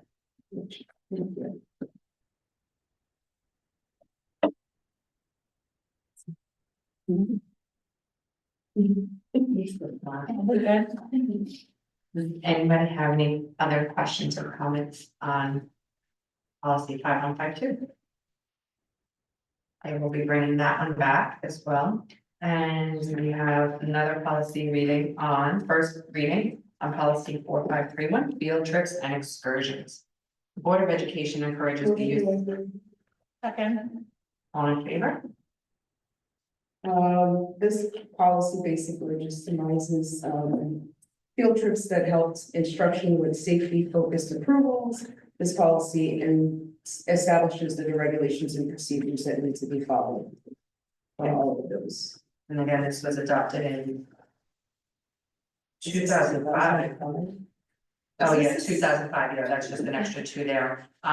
So there are some updates, as you can see here, that has then transportation included as well, and it's a little bit more in detail. Is this also a state regulated one? This is a. Is it up there?